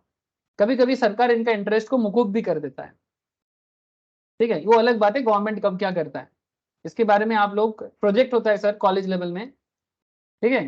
काफी लोग इसके ऊपर प्रोजेक्ट बनाते हैं, जो लोग फाइनेंस को पढ़ाई करते हैं, MBA का पढ़ाई करते हैं, BCom का, BBA का प्रोजेक्ट बनाते हैं। आप लोगों को भी करने को मिलेगा normally, final year of MBA, final year of BBA, final year of BCom में नॉर्मली लोग करते हैं, ठीक है। और बाकी sir CA CS CMA level में क्या बताऊं मैं आपको, प्रोजेक्ट रियल लाइफ में हैंडल करना पड़ता है, सिर्फ कॉपी में नहीं सर, ये सब रियल लाइफ एक्टिविटी है CA CS CMA के लिए। काफी हिसाब किताब करना पड़ता है बैंक के अंदर कि बैंक ये काम कितना कर सकता है, सरकार कितना सब्सिडी दे रहा है, बड़ा बहुत बड़ा इकोनॉमिक एक्टिविटी है। तो जो ग्रुप लीडर है ना उसके ऊपर बार्डन रहता है कि अगर बाकी लोगों ने लोन नहीं रिपे करेगा ना, तो ग्रुप लीडर, इस ग्रुप को कभी लोन नहीं मिलेगा। इसलिए ये पूरा गांव के अंदर एक टीम बन के चलता है। अगर कोई बाई चांस कुछ भी करेगा ना, उसको गांव के लोग प्रेशर क्रिएट करेगा, गांव में रहने नहीं देगा, क्योंकि एक के कारण सबको प्रॉब्लम हो सकता है। इसीलिए बैंक ये चीज मेंटेन करता है कि सबको अपने लीडर के ऊपर बेस करके, इसलिए ऐसा सिस्टम होता है। ये तो मैं आपको एक एग्जाम्पल दिया, मैंने आपको एग्जाम्पल दिया। अगर आप लोगों ने देखा है ना, please visit India village area, कभी हो सके जिसका भी कहीं पर भी कोई कनेक्शन है गांव साइड में, विलेज में जहां पर भी ग्रामीण bank, state bank of India का ग्रामीण branch, just visit those banks. आप देखोगे वहां पर महिलाएं बैठे होंगे, गारंटी। हो सके तो बात कर लो कि भाई इतना महिला एक साथ क्या कर रहे हैं। सरकार की तरफ से उनको ना छोटा छोटा वो चिक्स होता है ना, मुर्गी का बच्चा दिया जाता है, काफी कुछ दिया जाता है, उसको पालते हैं, उसका अंडा बेचते हैं, काफी काम होता है। आप लोगों ने में से किसी ने ये चीज एक्सपीरियंस किया कभी, गांव साइड विजिट किए कभी, देखा कभी, या सिर्फ शॉपिंग मॉल ही विजिट करते रहते हो सर? हाँ, शॉपिंग मॉल विजिट करो सर, बट देश का इकोनॉमी गांव में बसता है। बात मानो या ना मानो, समझो या ना समझो, देश का इकोनॉमी गांव में बसता है। अगर वो गांव का बंदा वो चिक्स नहीं पालेगा, अंडा नहीं बनाएगा, तो आपका एक पोच कैसे बनेगा? हाँ सर, आपका चिकन पिज्जा कैसे बनेगा? So just try to understand, देश का इकोनॉमिक गांव में बसता है भाई। भले ही आप कितना भी KFC का पिज्जा खा लो, शॉपिंग मॉल में घूम के सेल्फी खींच लो सर, बट एक बात ना भूले, इंडिया का विलेज अगर तरक्की नहीं करेगा तो गांव को बहुत परेशानी झेलना पड़ेगा। तब टमाटर का दाम 500 टका KG भी हो जाएगा ना, हम लोग यहाँ पर बैठे बैठे सिर्फ गाली देते रहेंगे, क्या कर रहा है, 500 टका KG हो गया। अरे भाई हमारा भी तो कुछ होता है कि गांव साइड में क्या चल रहा है देखने का, जानने का, और उनके साथी बनने का। सर हम कैसे बने? चलो सर वो तो आपको समय बता देगा, मैं ज्यादा बोलूंगा नहीं। तो ये था 43, ठीक है। 44 ऑनवर्ड्स नेक्स्ट टाइम बताएंगे सर आप लोगों को, टाइम प्लेस के बारे में नेक्स्ट क्लास में बात करते हैं। अगर हो सके तो ये टॉपिक को आप खुद भी खत्म कर सकते हो, काफी एग्जाम्पल्स हैं, नेक्स्ट क्लास में ये खत्म हो जाएगा। लेकिन आशा करते हैं कि आप सबको अच्छे से समझ में आया। क्या सर आया कि नहीं आया, बोलो।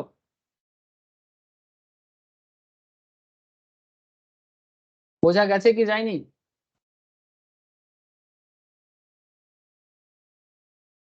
हेलो,